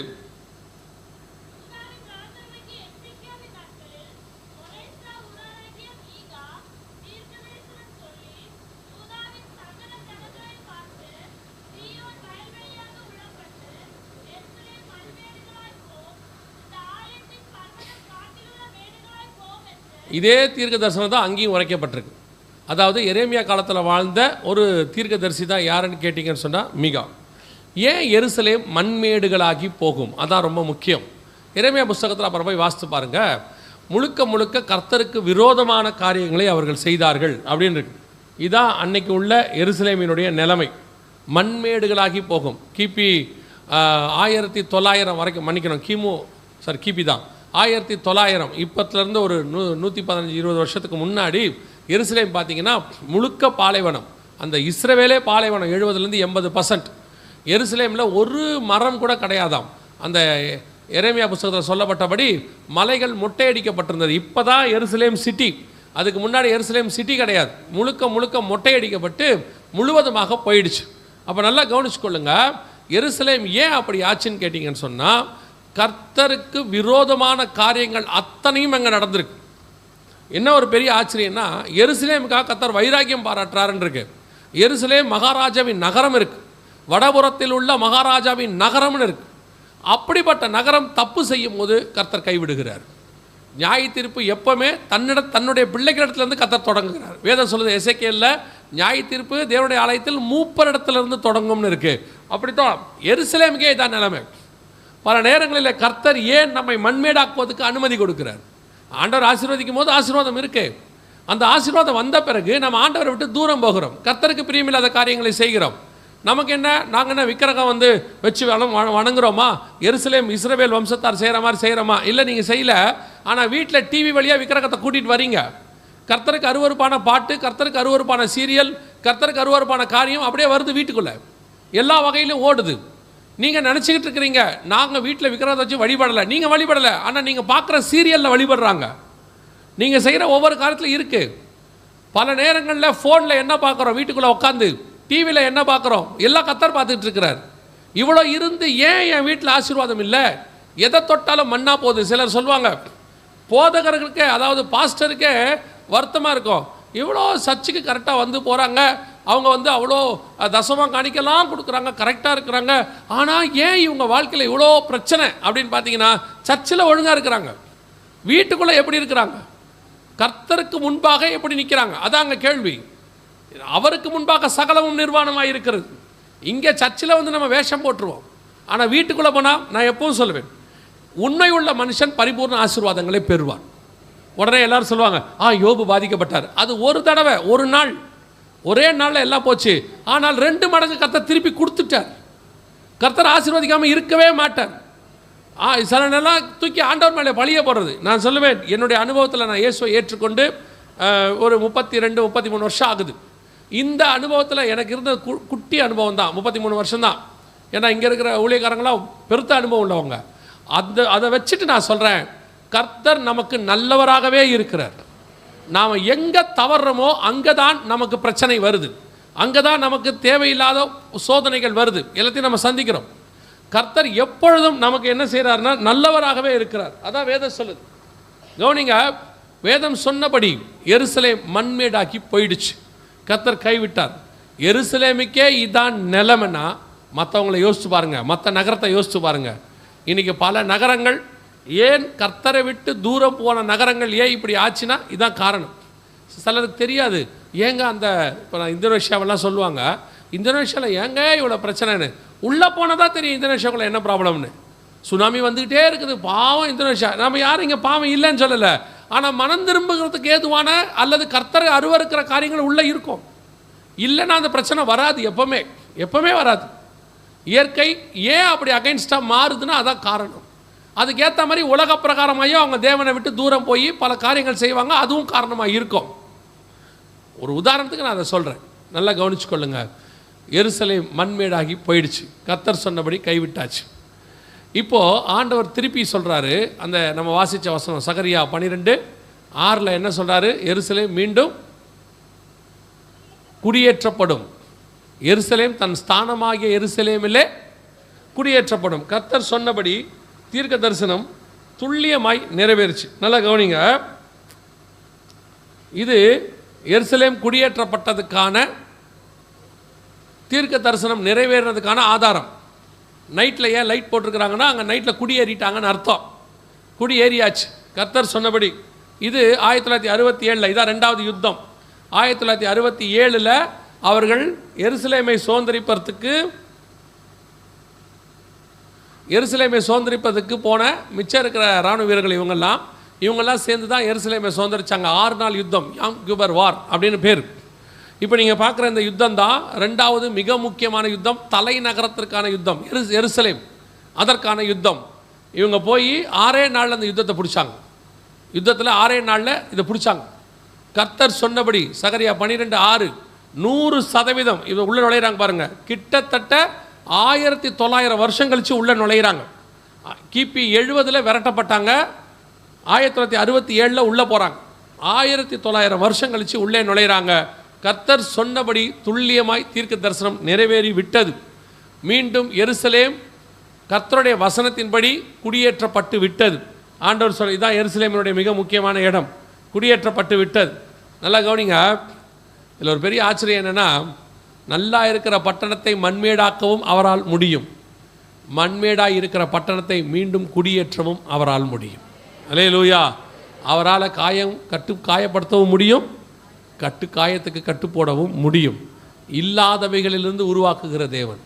பல நேரத்தில் நம்ம என்ன நினச்சிக்கிறோம் தெரியுமா? அவ்வளோதான், முடிஞ்சிருச்சு, வேலை முடிஞ்ச, அவ்வளோதான், இதுக்கப்புறம் ஒன்றும் இல்லை, எல்லாம் ஓவர் அப்படின்னு நினைக்கிறீங்க. எனக்கு ஆண்டவர் ஒரு காரியத்தை சொல்லி கொடுத்துருக்கிறார். எனக்கு ஒரு விஷயத்தை என்ன தெரியுமா? ஆண்டவருடைய நம்முடைய வாழ்க்கையில் ஆண்டவர் எண்டுன்னு ஒன்று வைக்கவே இல்லை. நம்ம நித்தியத்துக்குரியவங்க, நமக்கு என்ன கிடையாது? எண்டு கிடையாது, பெண்டு தான் இருக்குது. என்ன பெண்டுன்னு கேட்குறீங்களா? அப்படியே போனால் எண்டு மாதிரி இருக்கும், அங்கே ஒன்றுமே இல்லைங்க. இந்த ரோட்டில் போகிற முட்டுச்சந்து மாதிரி இருக்கும். கிட்ட போனீங்கன்னா ஒரு லெஃப்ட்டோ ரைட்டோ நமக்கு வச்சுருப்பார் ஆண்டவர். எல்லாரும் சொல்லுவாங்க, அந்த வழியாக போகிறான், அங்கே போய் வழியே இல்லை அப்படிம்பாங்க. அங்கே ஒரு வழி நமக்கு இருக்கும், அது அவங்க கண்ணுக்கு தெரியாது. ஆகார் கண்ணுக்கு அந்த துறவு தெரியல, அவ்வளோதான்.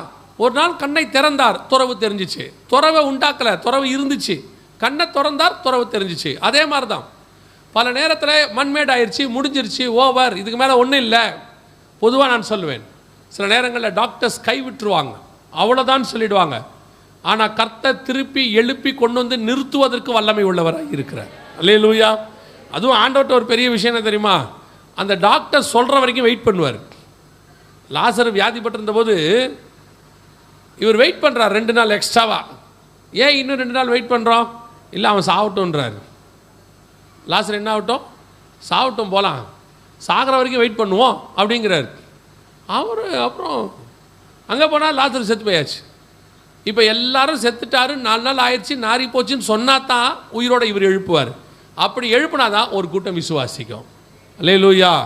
உங்களுக்கும் ஆண்டவர் அதான் சொல்கிறாரு. சில நேரங்களில் டாக்டர் சொல்லிவிடுவாங்க, குழந்தையே பிறக்காது, முடிஞ்சிருச்சு, அவ்வளோதான்.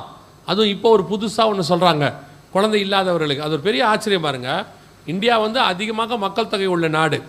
இந்த நாட்டில் தான் நிறையா ஐவி மெத்தட் வந்திருக்குது. இப்போ எந்த பக்கம் திரும்பினாலும் கருத்தரிப்பு மையம். உடனே சொல்கிறாங்க, என்ன சொல்கிறாங்க? உங்களுக்கு குழந்தையே பிறக்காது. எப்படி இப்படி ஒரு 20 வருஷத்தில் குழந்தை பிறக்காதவங்க இவ்வளோ அதிகமாயிட்டாங்கன்னு தெரில. குழந்தையே பிறக்காது. அதனால் 3 லட்சம் 4 லட்சம் சரி செலவு பண்ணால் கூட பரவாயில்ல. 10 லட்சம் 20 லட்சம் செலவு பண்ணுறவங்களாம் இருக்கிறாங்க. சரி, அது கூட பரவாயில்ல. அதுக்கு அந்த பிள்ளையை போட்டு அவங்க படுத்துகிற பாடு இருக்குல்ல, ஊசி குத்துறது, ஒரு நாளைக்கு 2 ஊசி 3 ஊசி, 10 நாள் 20 நாள் ஊசி குத்தணுமா? சரி, அதுலேயும் இருக்குது. அதுலேயும் சில தவறுகள் நடக்க வாய்ப்பு இருக்குதாமா. சில தவறுகள் நடக்க வாய்ப்பு இருக்குதுன்னு சொல்கிறாங்க. எதுக்கு சொல்கிறேன் உங்களுக்கு அப்படின்னா, இதெல்லாம் டாக்டர்ஸ் உங்களுக்கு சொல்லுவாங்க, குழந்தையே பிறக்காது. நான் சொல்கிறேன், அந்த சர்டிஃபிகேட்டை வாங்கிக்கோங்க. அவங்க சொல்கிற சர்டிஃபிகேட்டை வாங்கிக்கிங்க, கொண்டு வாங்க, ஆண்டவர்கிட்ட உயர்த்தி பிடிங்க. ஆண்டவரே, டாக்டர் சொல்லிட்டாங்க, முடியாதுன்ட்டாங்க, ஆனால் நான் உங்களை நம்புகிறேன். நீர் சிருஷ்டிப்பின் தேவன், இல்லாதவைகளை உருவாக்க வல்லமை உள்ளதான தேவன். அல்லேலூயா. பல நேரத்தில் இந்த வீட்டில் இருக்கிற மாமியார் மருமகளை படுத்துகிற கொடுமை இருக்குல்ல, ஒன்றும் இல்லையா ஒன்றும் இல்லையா இன்னும் இல்லையா இன்னும் இல்லையான்னு கேட்காதீங்க. மருமகளுக்கு குழந்தை இல்லைன்னா ஜெபம் பண்ணுங்க. நீங்கள் மாமியார் தானே, உங்கள் பையனுக்கு தானே குழந்தை வேணும், நீங்கள் அதுக்கு தான் நீங்கள் தானே கேட்டுக்கிட்டே இருக்கிறீங்க. நீங்கள் ஜெபம் பண்ணுங்க, ஆண்டவரே என் மருமகளுக்கு ஒரு குழந்தையை கொடுங்கன்னு கேளுங்க. கர்த்தர் உங்கள் ஜெபத்திற்கு பதில் கொடுக்க வல்லமை உள்ளவராக இருக்கிறார். சும்மா உட்காந்து மருமகளை திட்டிக்கிட்டே இருக்காதீங்க, குத்திக்கிட்டே இருக்காதீங்க. நிறைய பேர் இந்த மருமகளை போட்டு குத்துறது.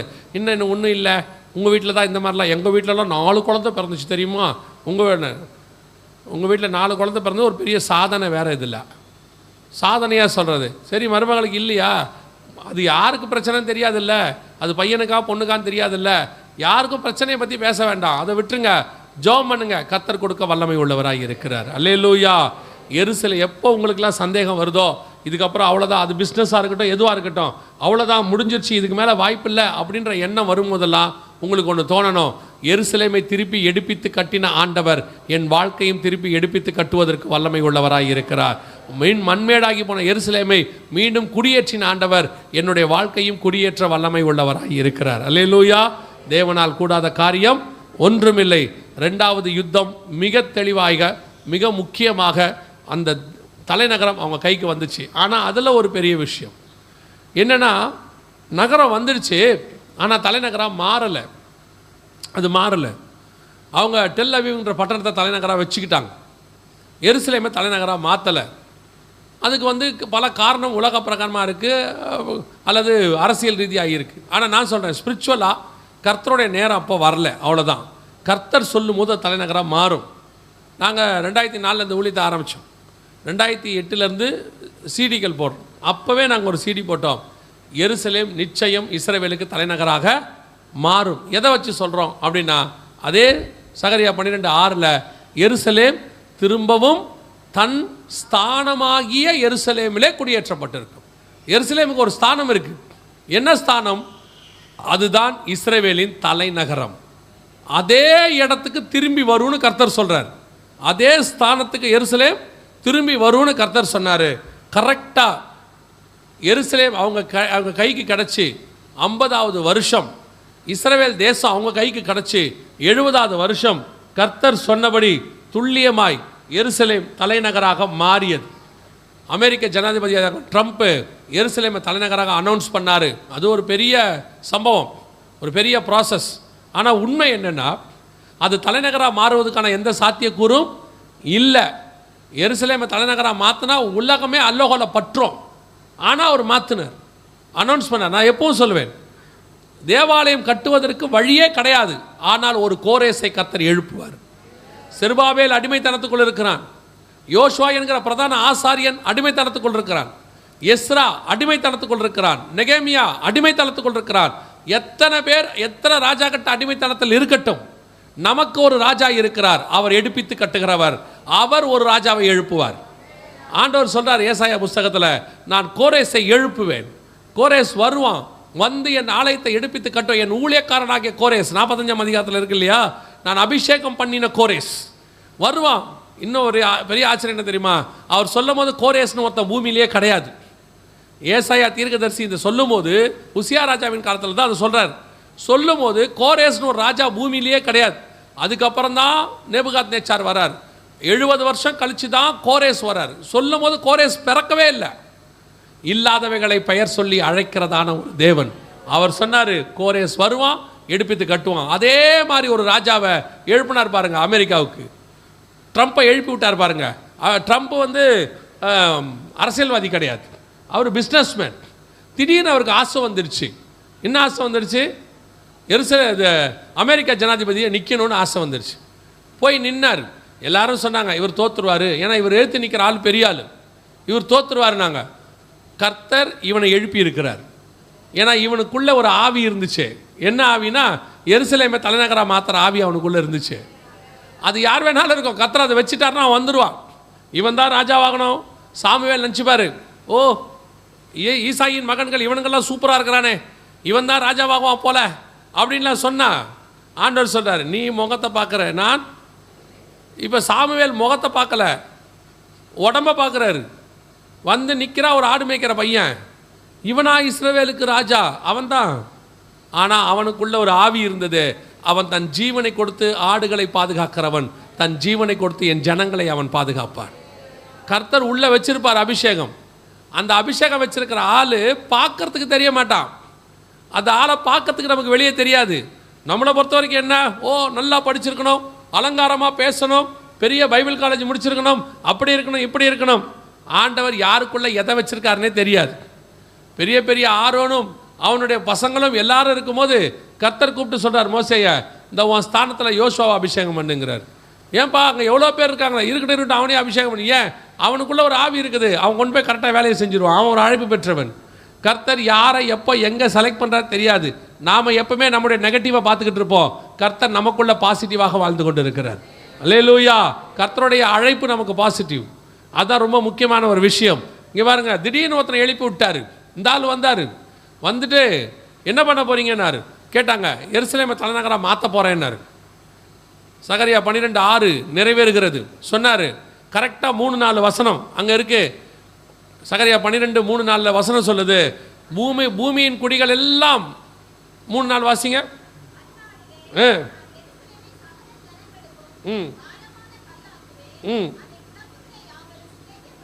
அதை கிளப்புகிற யாவரும் சிதைக்கப்படுவார்கள். பூமியில் உள்ள ஜாதிகள் எல்லாம்,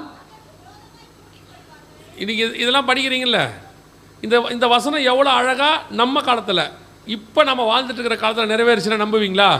2021 பூமியின் ஜனங்கள் எல்லாம் அதற்கு விரோதமாய் கூடிக்கொண்டார்கள். இங்கே இருக்கு பாருங்க, அரப் நேஷன்ஸ், EU வான்ஸ், யூரோப்பியன் யூனியன், அது உள்ளே 29 நாடு இருக்குது. அரப் நேஷன்ஸ் 22 நாடு இருக்குது. கணக்குப்படி பார்த்தீங்கன்னா இதுவே 50-60 நாடு எருசலேமுக்கு விரோதமாக கூட்டிட்டாங்க. இவ்வளோ பேர் தான் கேட்டிங்கன்னா இல்லை, இங்கே இருக்குது பாருங்கள், இவ்வளோ பேர் அதுக்கு விரோதமாக கூட்டிட்டாங்க. ஏறக்குறைய 128 பேர், 128 நாடு. மொத்த உலக நாடுகளே கணக்கு பார்த்தீங்கன்னா 180 என்னமோ தான். அதில் 128 நாடுகளுக்கு மேலே அகைன்ஸ்ட். சகரியா 12:3-4 100% நம்முடைய காலத்தில் நம் கண்களுக்கு முன்பாக நிறைவேறி விட்டது. இங்கே இருக்கு பாருங்க, 2017 இது வந்துச்சு. ஆண்டவர் சொன்னபடியே தீர்க்க தரிசனம் நம்ம காலத்தில் நிறைவேறுமா? நம்ம நினச்சிக்கிறோம் பூமியின் ஜனங்கள் எல்லாம் அதுக்கு கூடிக்கொள்வார்கள்னா, ஓ உலகத்தில் இருக்கிற எல்லாரும் இல்லை, இதோ இன்னைக்கு உள்ள கணக்கின் படி 128 நாடுகள் அதற்கு விரோதமாய் கூடிக்கொண்டார்கள். ஆனாலும் எருசலேம் தன் ஸ்தானமாகிய எருசலேமிலே குடியேற்றப்பட்டிருக்கும்.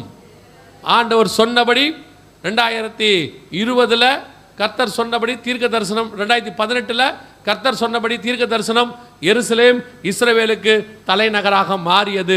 கர்த்தர் சொன்னபடியே தீர்க்க தரிசனம் நிறைவேறிவிட்டது. அல்லேலூயா. எத்தனை பேர் கூடி நின்னா என்னங்க, ஒருத்தர் நம்ம கூட நின்னார்னா போதும். நமக்கு எதிராக 128 நாடு நிற்கிதாமா இஸ்ரவேலுக்கு எதிராக. ஆனால் ஒரு கர்த்தர் அவரோட பட்சத்தில் இருந்தார். ஒரே ஒரு மனுஷனை எழுப்புறார் பாருங்க. இதெல்லாம் இன்னைக்கு சாத்தியமா? ஒரே ஒரு மனுஷன்தான். ஒரு நாடு எழும்பல, ஒரு மனுஷன். இன்னும் சொல்ல போனால் அமெரிக்காவிலேயே எருசலேமை தலைநகராக மாற்றக்கூடாதுன்னு எதிர்ப்புகள் இருக்கு. இப்போ இருக்கிற ஜனாதிபதி எதிர்ப்பு உள்ளவர் ஜோ பைடன். ஆனால் இந்த ஒரு மனுஷன் திடீர்னு உள்ள வந்தார். எதுக்கு வந்தார்னே தெரியாது. வந்தார், எருசலேமை தலைநகராக மாற்றினார், போயிட்டார். அதுக்கப்புறம் அவர் இல்லை, அவ்வளோதான், முடிஞ்சிருச்சு வேலை. இதெல்லாம் நீங்கள் பிப்ளிக்கலாக பைபிளை வச்சு இன்னைக்கு கர்த்தர் செய்கிற கிரியையை உங்கள் ஆவிக்குரிய கண்களில் பார்க்கணும். உலகத்தான் பார்க்குற மாதிரியே பார்க்கக்கூடாது. 2000 வருஷம் கழித்து ஒரு நகரம் நம் கண்களுக்கு முன்பாக அதே ஸ்தானத்தில் தலைநகராக மாறுது.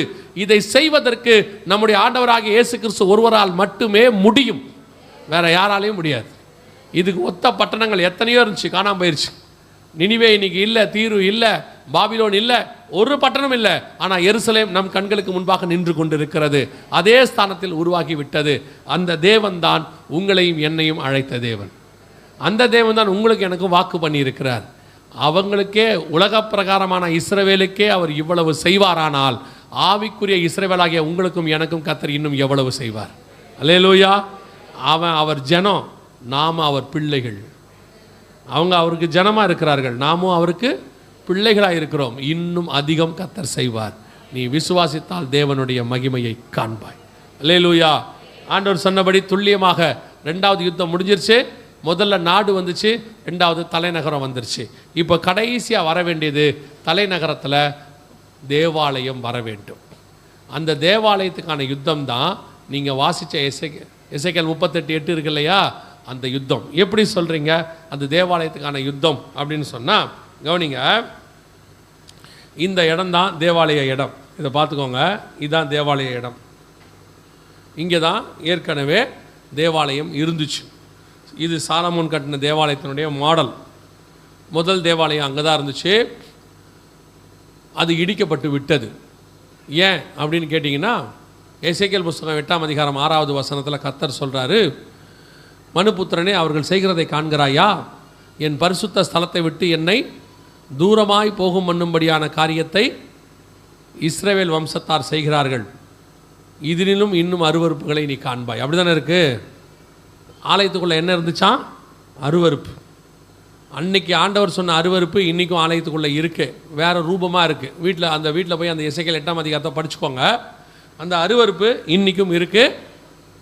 ஆண்டவர் ஆலயத்தை ஒரு கல்லின் மேல் ஒரு கல் இல்லாதபடிக்கு என்ன பண்ணிட்டார்? இந்த ஆலயத்தை இடிச்சிட்டார், தீக்கிரையாக்கிட்டார். அப்புறம் 70 வருஷம் கழித்து 2வது ஆலயத்தை கட்ட சொன்னார். அந்த ஆலயம் செருபாபேல் கொண்டு ஆண்டவர் கட்டுறார். ஆகாய் புஸ்தகம் 2ஆம் அதிகாரம் 15வது வசனத்தில் அது சொல்லப்பட்டிருக்கு. ஒரு கல்லின் மேல் ஒரு கல் வைத்து இந்த ஆலயம் கட்டப்பட்ட நாள் முதல் கொண்டு அப்படின்னு இருக்கும். அந்த ஆலயத்தையும் கர்த்தர் இடிக்க சொல்லிட்டார். இந்த ஆலயத்தை கர்த்தர் என்ன செஞ்சிட்டாரு? இடிக்க சொல்லிட்டார். ஏன் இடிக்க சொன்னார்? மத்தேயு எழுதின சுவிசேஷம் 21ஆம் அதிகாரம் 12வது வசனத்தை வாசிங்கள். மத்தேயு 21:12 வாசிங்கள்.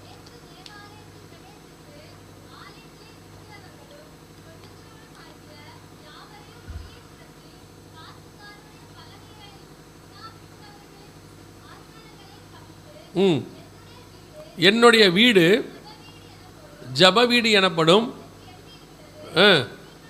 நீங்களோ அதை, அதாவது பிஸ்னஸ் சென்டராக மாறிடுச்சு. சபை என்னவா மாறிடுச்சு?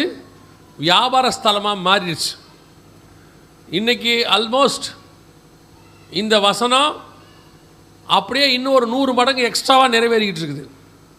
பல சபைகள் வியாபார ஸ்தலமாய் மாறிட்டு, சில சபைகள் ஷாப்பிங் சென்டராக மாறுது, சில சபைகள் ஷாப்பிங் மாலாக மாறுது, சில சபைகள்லாம் போனீங்கன்னு சொன்னால் பெரிய சினிமா தியேட்டர் மாதிரி மாறுது. எல்லா சபை கட்டும் போதே வியாபாரத்துக்கான வேலையும் உள்ள கடை எல்லாம் வச்சு தான் கட்டுறாங்க. அன்றைக்கி புறா விற்கிறதே தப்பாமா, இன்றைக்கி எல்லாத்தையும் விற்கிறாங்க உள்ள. இயேசுநாதர் தான் இருக்கிறதுலே பெஸ்ட்டு பொருள், அவர் பேர் தான் பெஸ்ட்டு பொருள் இன்றைக்கி வச்சு விற்றுக்கிட்டு இருக்கிறாங்க. அன்னைக்கு உள்ளதுக்கும் இன்றைக்கி உள்ளதுக்கு என்ன வித்தியாசம்னா, இவர் ரொம்ப நாளாக அந்த ஆலயத்துக்குள்ளே செஞ்சுக்கிட்டு இருந்தான். ஒரு நாள் இயேசு உள்ளே வந்தார், சவுக்கு எடுத்தார், அடித்து பின்னிவிட்டார். இப்போவும் சரி செஞ்சுக்கிட்டே இருக்கிறாங்க. ஒரு நாள் இயேசு வருவார். இந்த தடவை சவுக்கெல்லாம் எடுக்க போகிறதில்ல, அடிக்க போகிறதில்ல. ஒரு தடவை தான் அடிக்கணும், மரியாதை. 2வது தடவை அடித்தா மரியாதை கிடையாது. இந்த தடவை கர்த்தர் சொல்ல போகிறது ஒன்றே ஒன்று தான், உன்னை எனக்கு தெரியவே தெரியாதுன்ட்டு போயிட்டு இருக்க போகிறார். அவ்வளோதான். ஏன்னா நீ அடித்தா திருந்தாத கேஸு. சில சொல்லுவாங்கள்ல, அடித்தாலும் திருந்த மாட்டாங்க அப்படின்னு. அடிக்கிறது எதுக்குன்னா திருந்தறதுக்கு. ஒரு தடவை தான் அடி, 2வது தடவை விட்டுருவார். அவ்வளோதான், போ எக்கேடை கெட்டு போ. ஏன்னா வசனம் தெரியாதவனாக இருந்தால் வசனம் சொல்லிக் கொடுக்கலாம், பைபிள் தெரியாதவனாக இருந்தால் பைபிள் சொல்லிக் கொடுக்கலாம், அல்லது பைபிள் தெரிஞ்சு அதை படிக்க தெரியாதவனா போதிக்கலாம். நீயே போதிக்கிறவன், நீயே சொல்லிக் கொடுக்குறவன். Business centre. அன்னைக்கு அந்த ஆலயம் ஒரு கல் இல்லாதபடிக்கு இடிக்கப்பட்டு விட்டது. இப்போ அந்த ஆலயம் இருந்த இடத்துல தான் இது இருக்கு. இப்போ ஆண்டவர் சொல்கிற வார்த்தை என்ன? மீண்டும் 3வது தேவாலயம் வரும். நல்லா கவனிங்க. அடுத்த ஒரு 10 நிமிஷம் மிக முக்கியமானது, அடுத்து நடக்க போகிற விஷயங்கள் நீங்கள் பார்த்துட்டு முடிக்க போகிறோம். 3வது தேவாலயம் வரும்.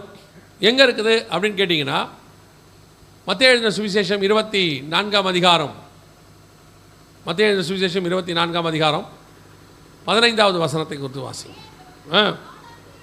மேலும் பாழாக்கும் அருவருப்பை குறித்து தானியேல் தீர்க்கதரிசி சொல்லி இருக்கிறானே, வாசிக்கிறவன் சிந்திக்க கடவன், நீங்கள் அதை பரிசுத்த ஸ்தலத்தில் நிற்க காணும் போது. அப்படின்னா அந்தி கிறிஸ்து எங்கே நிற்கணும்? பரிசுத்த ஸ்தலம், தேவாலயத்தில் நிற்கணும். அப்போ தேவாலயம்னு ஒன்று இருந்தால் தானே நிற்பான். அப்போ அடுத்த ஆலயம் என்ன செய்யணும்? இப்போ தேவாலயம் இல்லை, அப்போ ஆலயம் ஒன்று கண்டிப்பாக வரணும். வந்தால் தான் அவன் நிற்பான். தானியேல் புஸ்தகம் 9ஆம் அதிகாரம் 27வது வசனம். அவர் 1 வாரம் அளவும் அநேகருக்கு உடன்படிக்கை உறுதிப்படுத்தி அந்த வாரம் பாதி சென்ற பின்பு பலியையும் காணிக்கையும் ஒழிய பண்ணுவார். பலியும் காணிக்கையும் இருக்கணும்னா என்ன இருக்கணும்? அப்போ ஆலயம் இருக்கணும்னு அர்த்தம். ஆலயம் இருந்தால் தான் பலிபீடம், பலிபீடம் இருந்தால் தான் பலி செலுத்த முடியும். அப்போ மீண்டும் 3வது ஆலயம் கண்டிப்பாக என்ன செய்யும்? வரும். எந்த இடத்துல வரும்? இந்த இடத்துல வரும். சரி, இப்போ ஆலயம் வருவதற்கான 3வது யுத்தம் எசேக்கியேல் 38:8 திருப்பி வாசிங்க.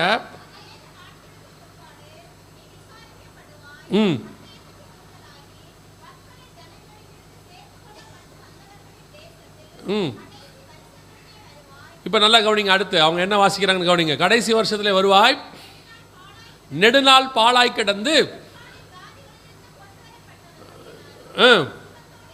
சுகத்தோடே குடியிருக்கும் இஸ்ரவேலின் மலைகளுக்கு விரோதமாய் வருவாய். அதான் ஸ்பெஷல். இப்போ இந்த யுத்தம் எங்கே நடக்கும்? இஸ்ரவேலின் மலைகளிலே நடக்கும். எசேக்கியேல் புஸ்தகம் 39ஆம் அதிகாரம் 2வது வசனம் வாசிங்க.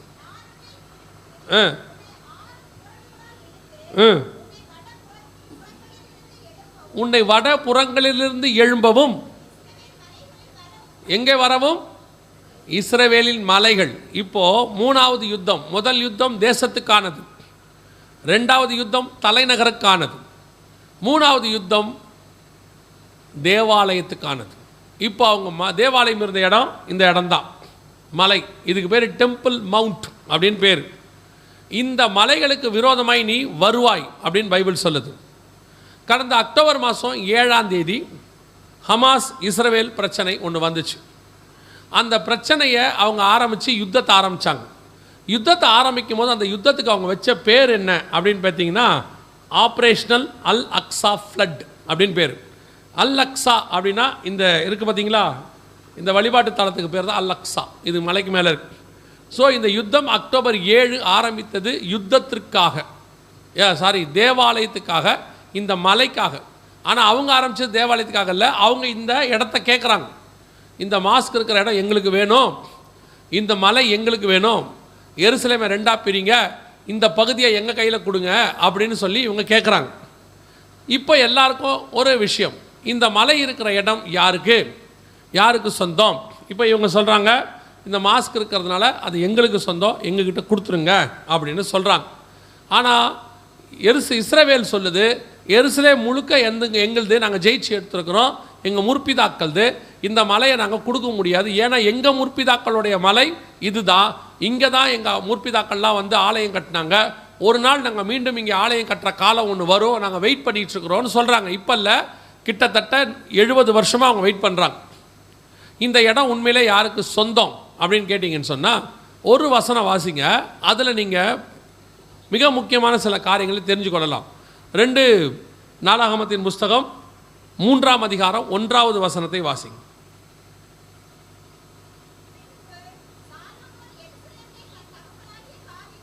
பின்பு சாலமோன் எருசலேமிலே தன் தகப்பனாகிய தாவீதுக்கு காண்பிக்கப்பட்ட மோரியா என்னும் மலையில், எபூசியன்னா எருசலேம்காரன், எருசலேமனாகிய ஓர்னானின் களம் என்னும் தாவீது குறித்து வைத்த ஸ்தலத்திலே கர்த்தருடைய ஆலயத்தை கட்டத் தொடங்கினான்.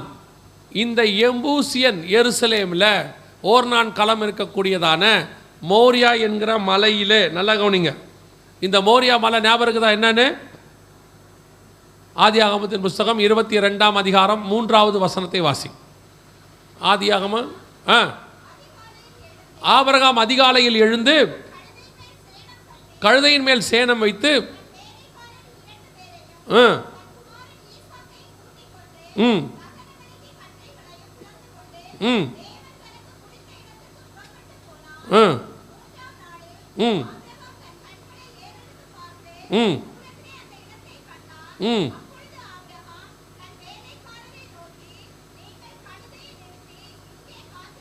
அந்த இடம்தான் மோரியா மலை.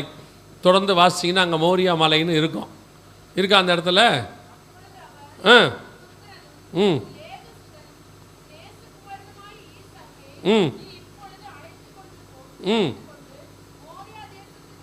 மோரியா தேசத்துக்கு போய்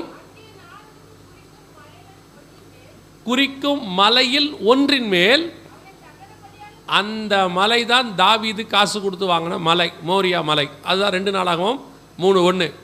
அந்த இடத்துல தான் சாலமோன் தேவாலயம் கட்டினார். அந்த இடம் தான் நீங்கள் பார்க்குற இந்த இடம். இந்த இடத்துல தான் சாலமோன் தேவாலயம், செருபாபேல் ஆலயம் எல்லாம் இருந்துச்சு. அதுக்கப்புறம் கிபி 70 ஆலயத்தை ரோமர்கள் இடிச்சிட்டாங்க. அதுக்கப்புறம் கிட்டத்தட்ட 930 வருஷம் அங்கே ஆலயம் கிடையாது. அதற்கு பிறகு ஆலயம் அங்கே ஒரு வழிபாட்டு தலம் வந்தது.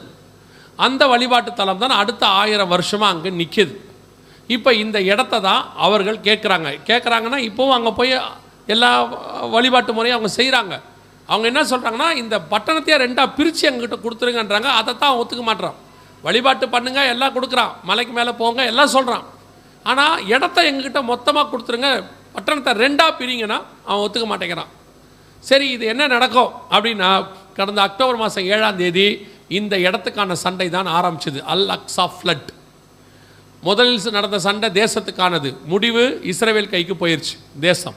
2வது தலைநகருக்கானது, முடிவு தலைநகரம் எருசலேம் அவங்க கைக்கு போயிடுச்சு, தலைநகரம் மாறிடுச்சு. இப்போது இந்த இடத்துக்கான சண்டை ஆரம்பிச்சாச்சு, தேவாலயத்துக்கான இடம். இந்த சண்டை இவங்க எல்லாரும் சொல்கிறாங்க இப்போ முடிஞ்சிடும் அப்போ முடிஞ்சிடும்னாங்க, முடியலை.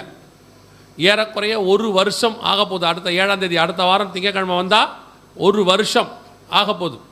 அவங்க ஹிஸ்புல்லாவுடைய தலைவர் என்ன பண்ணிட்டாங்க, கொண்டுட்டாங்க. ஸோ இப்போ எல்லாரும் ஒன்றா சேர்ற இடத்துக்கு வர்றாங்க. பரபரப்பாக இருக்குது நாடு. இப்போ எல்லோரும் என்ன சொல்கிறாங்கன்னா, இதுக்கப்புறம் இன்னும், ஏன்னா ஹிஸ்புல்லா கிட்ட 1.5 லட்சம் ராக்கெட் இருக்குது, இனி அவங்க என்ன செய்வாங்கன்னு தெரியாது. ஒரு பக்கம் ஈரான்.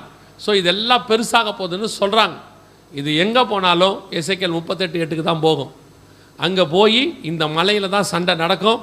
இதனுடைய முடிவு என்னவாக இருக்கும் அப்படின்றத மாத்திரம் சொல்லிவிட்டு நான் ஜெபம் பண்ணி முடிக்க விரும்புகிறேன். நல்லா கவனிங்க. அவர்கள் இந்த 70லேருந்து 80 வருஷம் ஆக போகுது. கரெக்டாக 76வது வருஷம் இது. இந்த வருஷத்தில் தான் இந்த ஆரம்பிச்சு கரெக்டாக அவங்களுக்கு எப்போ எருசலேம் கையில் கிடச்சி தலைநகராக மாறிச்சோ அதுக்கப்புறம் இது நடக்க ஆரம்பிச்சிருக்கு. ஸோ இதனுடைய முடிவு என்னவாக இருக்கும்னு கேட்டிங்கன்னா, இந்த இடம் இஸ்ரவேல் வசம் போகும், அவங்க கைக்கு இந்த இடம் போகும். ஏன்னா எப்படி தேசம் போச்சோ தலைநகரம் போச்சோ அதே மாதிரி இதுவும் போகும். இந்த இடத்தில் தான் அவர்கள் 3வது தேவாலயத்தை கட்டுவார்கள். அதுக்கு முன்பாக இந்த வழிபாட்டு தலம் ஒன்று பூமி அதிர்ச்சியில் விழும். எப்படி சொல்கிறீங்க பூமி அதிர்ச்சியில் விழும் அப்படின்னா, எசேக்கியேல் 38 கடைசி வசனம் வாசிங்க, 19வது வசனம் நினைக்கிறேன். அந்நாளிலே இஸ்ரவேல் தேசத்தில் பெரிய அதிர்ச்சி உண்டாகும். பூமி அதிர்ச்சி வரப்போது. இப்போது நல்லா கவனிச்சுக்கொள்ளுங்க. இந்த யுத்தம் நடந்துகிட்டு இருக்கும் போது இஸ்ரவேலில் என்ன வரும், பெரிய ஒரு பூமி அதிர்ச்சி வரும். அந்த பூமி அதிர்ச்சியில் இது விழ வாய்ப்பு இருக்கிறது. இல்லைன்னா இவங்களே அதை இடிக்கவும் வாய்ப்பு இருக்குது. இது வரைக்கும் 500 மாஸ்க் இடிச்சிருக்கிறாங்க. இந்த 1 வருஷத்தில் மட்டும் இஸ்ரவேல் இதையும் இடிக்க வாய்ப்பு இருக்குது. இதுதான் உங்களுக்கு வெளியரங்கமாய் நீங்கள் பார்க்கிறதான அடையாளம். ஒருவேளை இது இடிக்கப்பட்டதை நீங்கள் பார்ப்பீரானால், எப்போ பார்க்குறீங்களோ அப்போ உங்களுக்கு தெரிய வேண்டிய ஒரு விஷயம், புறஜாதியார் காலம் முடிவுக்கு வருகிறது என்று அர்த்தம். லூக்கா எழுதின சுவிசேஷம் 21ஆம் அதிகாரம் 24வது வசனத்தை வாசிங்க. பட்டய கருக்கினாலே விழுவார்கள். புறஜாதியாரின் காலம் நிறைவாகும் வரை எருசலேம் புறஜாதியாரால் மிதிக்கப்படும். இப்போ இந்த இடத்துல அவங்க இஸ்ரவேலர்கள் அல்லாதவர்கள் இங்கே போய்கிட்டு இருக்கிறாங்க. ஆனால் இது இஸ்ரவேலுக்கு புனித ஸ்தலம், அவங்களுக்கு புனித மலை அவங்கள பொறுத்த வரைக்கும். ஆனால் இப்போ அவங்க அந்த புனித மலையை கருதுறதில்ல. காரணம், ஒரு நாள் எங்கள் ஆலயம் வரும்னு வெயிட் பண்ணுறாங்க. அப்போ இது இல்லாமல் போயிடுச்சுன்னா இந்த மொத்த மலையை அவங்க எடுத்துருவாங்க. எடுத்துட்டு புறஜாதியார் இனி உள்ளே வராதபடிக்கு, அதாவது எப்படின்னு கேட்டிங்கன்னா, இஸ்ரவேலர்கள் அல்லாதவர்கள் அங்கே மற்ற எல்லாரும் நம்மளையும் சேர்த்தான், கிறிஸ்தவங்களையும் அவங்க ஒதுக்கிடுவான். அவன் ஒன்றும் கிறிஸ்தவனை நேசிக்கிறவன் கிடையாது, எல்லாரையும் ஒதுக்கிடுவான். ஒருத்தரும் இதுக்கு மேலே வரக்கூடாதுன்னு சொல்லிடுவான். புறஜாதியாரின் காலம் நிறைவேறும் வரை எருசலேம் புறஜாதியாரால் மிதிக்கப்படும். இது வரைக்கும் இதை விழுறதை நீங்கள் பார்த்துட்டிங்கன்னா புறஜாதியாரின் காலம் நிறைவுக்கு வருகிறது என்று அர்த்தம். அதுக்கு தான் கர்த்தர் அதை 1000 வருஷமாக நிற்க வச்சிருக்கிறார். ஸோ அதோட மூட்டை முடிச்ச கட்டலான்னு அர்த்தம். அதுக்கப்புறம் எந்த நிமிஷமும் கர்த்தருடைய வருகை வரும். எந்த நிமிஷம்னா உடனே அடுத்த நிமிஷமா இல்லை, அடுத்த நிமிஷமும் வரலாம், எப்போ வேணாலும் வரலாம். அதுக்கப்புறம் நமக்கு நோ டைம் அப்படின்ற இடத்துக்கு வந்துடுவோம். இதுதான் நமக்கு லாஸ்ட் சான்ஸ், இதுதான் நமக்கு லாஸ்ட் சைன், அடையாளம். அதுக்கப்புறம் இது விறுவிறுன்னு வேலை நடக்கும். இப்போ நமக்கு கர்த்தர் இதை தெரியப்படுத்துகிறார். நல்லா கவனிச்சுக்கொள்ளுங்க. அங்கே தேவாலயம் வர்றதில் நமக்கு ஒரு பிரயோஜனம் இல்லை. ஏன்னா அந்த தேவாலயத்தில் போய் நம்ம ஆராதிக்க போகிறது இல்லை. அது நியாயப்பிரமாண ஆலயம், அதுக்கும் நமக்கு எந்த விதமான சம்பந்தமோ இல்லை. புதிய ஏற்பாட்டை பொறுத்த வரைக்கும் நாம தான் ஆலயமாக இருக்கிறோம். ஆனால் நமக்கு என்ன அடையாளம்னா அதுதான் அடையாளம். அதை வச்ச உடனே நாம் ஆயத்தமாகணும்னு அர்த்தம். இனி ரெடியாகிற காலம் மட்டுமே இருக்குது. அந்த 3வது ஆலயத்துக்கான மலைக்கான யுத்தம் தொடங்கிருச்சு. இஸ்ரவேல் மலைக்கு விரோதமாக நீ வருவாயினோடனே அமாஸ் போன வருஷம் வந்துடுச்சு. அதை ஒட்டின யுத்தம் தான் இப்போ போய்கிட்டு இருக்கு. இன்னும் பரபரப்பாக மாறிக்கிட்டு இருக்கு. அதை இஸ்ரவேலை நிறுத்த சொல்லி கேட்குறாங்க. இஸ்ரவேல் நிறுத்த மாட்டேன்னு சொல்லிடுச்சு நேற்று. ஸோ இன்னும் பரபரப்பாக போகுது. இதுக்கு நடுவில் இது சம்பவிக்கிறத நீங்கள் பார்த்த உடனே ஒன்று உங்களுக்கு தோணணும், நம்ம இடத்துக்கு வந்து ஆண்டவர் நமக்கு தெரியப்படுத்தி இருக்கிறார். அப்போ இயேசு இனி வரப்போகிறார். என்னென்னா தேசம் வந்துடுச்சு, தலைநகரம் வந்துடுச்சு, ஆலயம் வந்துடுச்சு, அடுத்து ராஜா வருவது மட்டும்தான் பாக்கி. எல்லாம் வந்தாச்சுன்னா கடைசி யார் வரணும்? ராஜா வரணும், அவ்வளோதான் பாக்கி. இவ்வளோ வந்துடுச்சுன்னா ராஜா வரப்போகிறார் என்று அர்த்தம். இனி நாம் ஆயத்தப்படுகிறோமா? இவ்வளோதான் கேள்வி. இவ்வளவும் உங்களுக்கு எதுக்காக சொல்லப்படுதுன்னா, நீங்கள் ஆயத்தப்படுகிற இடத்தில் இருக்கிறீர்களா? அதான் கேள்வி. ஒரு நிர்விசானம் இப்போ இருக்கு சபைகளுக்குள்ள. என்ன நிர்விசானம் இருக்கு? இன்னும் காலம் செல்லும், இன்னும் காலம் செல்லும், ஆண்டவர் வரத்துக்கு இன்னும் கொஞ்சம் நேரமாகும் அப்படின்னு நீங்கள் நினைக்கிறீங்க. இல்லை, இப்போ நாம் எல்லாமே கடைசி நிமிஷத்தில் நின்று கொண்டு இருக்கிறோம். இப்போது ஆண்டவர் திருப்பி திருப்பி சொல்லிக்கிட்டே இருக்கிறாரு. நமக்கு கொடுத்துருக்கிற டைம் ஆயத்தப்பட்டு மர்ரூமாகி போகிறதுக்கான டைம் தான் இருக்குது. இனி எலிசா ஒரு வார்த்தை சொல்வார் தெரியுமா? கேயாசியை பார்த்து, தோட்டங்களையும் துறவுகளையும் ஒலிவத்தோப்புகளையும் திராட்சை தோட்டங்களையும் வாங்குவதற்கு இது காலமோ? இது அந்த காலம் இல்லை. இது பேழையை கட்டுகிற காலம், இது ஆயத்தப்படுகிற காலம், இது பரலோகத்துக்கு ரெடி ஆகிற காலம், ஒரு கூட்டத்தை பாதுகாக்க வேண்டிய காலம், ஆயத்தப்படுத்துகிற காலம். அதுக்கு தான் கர்த்தர் ரெடியாக சொல்கிறார். நல்லா தெரிஞ்சுக்கொள்ளுங்க. இயேசு கிறிஸ்துவின் ரத்தத்தாலே கழுவப்பட்டு பிதா குமாரன் பரிசுத்தாவின் நாமத்தினால தண்ணீரில் மூழ்கி ஞானஸ்நானம் எடுத்து பரிசுத்தாவின் அபிஷேகத்தை பெற்று வேறுபாடுள்ள வாழ்க்கை வாழ்ந்து மணவாளனுக்காக காத்திருக்கிற மணவாட்டியாக இருக்கிற சபை மட்டும்தான் போகும். சும்மா கிறிஸ்தவ பேர் வச்சுக்கிட்டோம், நாங்கள் பாரம்பரியமாக இருக்கோம், ரொம்ப வருஷமாக இருக்கிறோம், அந்த காலத்தில் இருந்திருக்கோம், எங்கள் ஸ்தாபகர் எல்லாருமே பரிசுத்தவான்கள் தான், நாம் இப்போ எப்படி இருக்கிறோன்றதான் கேள்வி. அவ்வளோதான். நாம் ஒழுக்கமாக இருக்கிறோமான்றதான், தேவனை சந்திக்கிற இடத்துல இருக்கிறோமாங்கிறதா கேள்வி. இனி ஆயத்தப்படுகிற காலம், இனி காலம் செல்லாது. நாம் ஜெபிக்க போகிறோம். எந்திரிக்கலாமா? நாம் எல்லோரும் தேவ சமூகத்தில் எல்லாம் கண்களை மூடுவோம். ஒரு 5 நிமிஷம் நான் ஊழியக்காரர் கையில் கொடுக்குறேன். தொடர்ந்து அவர்கள் நடத்துவார்கள். ஒரு 5 நிமிஷம் மாத்திரம். 1 கொரிந்தியர் 11:31 சொல்லுகிறது, நம்மை நாமே நிதானித்து அறிந்தோமானால் நாம் நியாயம் தீர்க்கப்படும். உங்களை ஆராய்ந்து பாருங்கள். இந்த வருகையில் போகிற இடத்துல நீங்கள் இருக்கிறீங்களா? கிறிஸ்துவை சந்திக்கிற இடத்துல நீங்கள் காணப்படுகிறீர்களா? அந்த இமை பொழுது ஒரு நிமிஷத்தில் நீங்கள் மறுரூபம் ஆவீர்களா? திடீரென்று யாரும் அறியாத வண்ணம் ஏனோக்கு எடுத்துக்கொள்ளப்பட்டான். அதே போல் ஒரு கூட்டம் எடுத்துக்கொள்ளப்படும். திரளான கூட்டமாகிய ஜனங்கள் பரலோகத்தில் வந்து நிற்பாங்க. பரலோகத்தில் இருக்கிறவனே கேட்பான், இவர்கள் யார், எங்கிருந்து வந்தார்கள்? தீர்க்கதரிசி சொல்லுவான், எனக்கு தெரியாதேன்னு போவான். இவர்கள் எல்லாம் ஆட்டுக்குட்டியின் ரத்தத்தினாலே கழுவப்பட்டவர்கள். எலியா சொன்னார், நான் ஒருவன் மாத்திரம் மீந்திருக்கிறேன். இயேசு சொன்னார், இல்லை, இன்னும் 7000 பேர் இருக்கிறான். எங்கே இருக்கிறான்? அது அவர்கிட்ட இருக்கான். பாகாலுக்கு முன்பாக முழங்கால் படியிடாத, பாகாலை முத்தம் செய்யாத இன்னும் 7000 பேர் இருக்கிறாங்க. எங்கே இருக்கிறாங்க? கண்மலையின் வெடிப்புகளிலும் சிகரங்களின் மறைவிடங்களிலும் தங்கியிருக்கிறார்கள். அந்த கூட்டம் தான் நீங்களும் நானும். வெகு சீக்கிரத்தில் சபை எடுத்துக்கொள்ளப்படுதல் சம்பவிக்க போகிறது. மணவாளன் கற்புள்ள கன்னிகையை எடுத்துக்கொண்டு போகும்படி வரப்போகிறார். கதவை தட்டுகிற சத்தத்தை கேட்டு நீங்கள் திறந்து விட்டால் உங்களை அழைத்து கொண்டு போவார். நான் படுத்து விட்டேன், வஸ்திரத்தை கலந்து விட்டேன், பாதங்களை கழுவினேன், நானோ நித்திரை பண்ணினேன், நீ இருதயமோ விழித்திருக்குது, நீ பேசிக்கிட்டே இருந்தீனா மணவாளன் போயிடுவார்.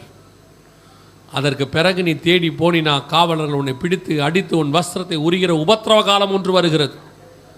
மணவாளனுக்கு கதவை திறந்துட்டா கூடவே போயிடலாம், திறக்கல உபத்திரவ காலம்தான். இப்போ அந்த காலகட்டத்துக்குள்ளே நாம் வந்திருக்கிறோம். ஒரு சந்திக்கிற இடத்துல இருக்கிறோமா? ஒப்பு கொடுப்போமா தேவ சமூகத்தில்? அப்படி ஒப்பு கொடுத்து இந்த வருகையில் நான் போகணும்னு சொல்கிறவங்க எல்லாம் உங்கள் கரங்களை தேவனுக்கு நேராக உயர்த்தி, ராஜா வருகிறார் ஆயத்தமாவோ, இயேசு வருகிறார் எதிர்கொண்டு செல்லுவோ,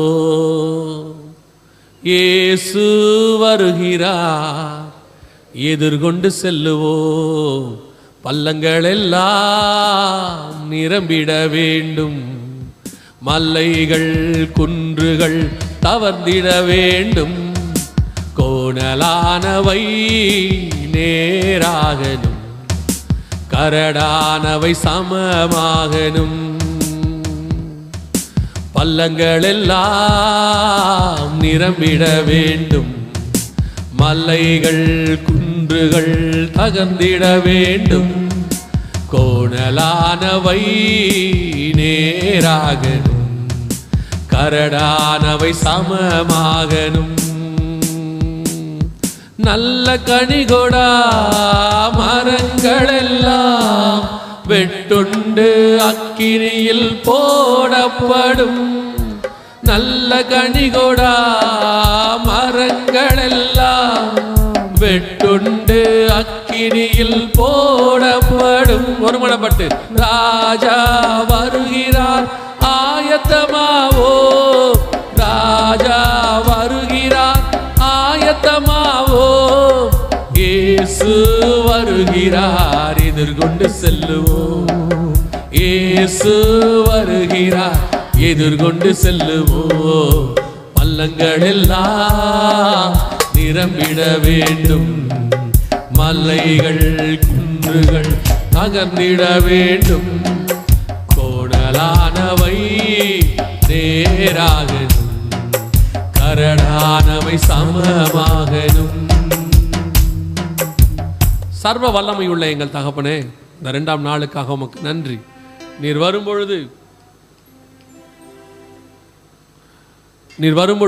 உம்மை சந்திக்கிற கூட்டத்தில், மறுரூபமாகிற கூட்டத்தில், மத்திய ஆகாயத்தில் வந்து சேருகிற கூட்டத்தில், சிங்காசனத்திலே உமக்கு முன்பாக நிற்கிற கூட்டத்தில், வெள்ளை அங்கிகளை தரித்து கொண்டு தங்கள் கைகளிலே குருத்தோலைகளை பிடித்து கொண்டிருக்கிற கூட்டத்தில், எண்ணிக்கை கடங்காத திரளான கூட்டமாகிய அந்த கூட்டத்தில் நாங்களும் நிற்க எங்களுக்கு கிருபை பாராட்டுங்கப்பா.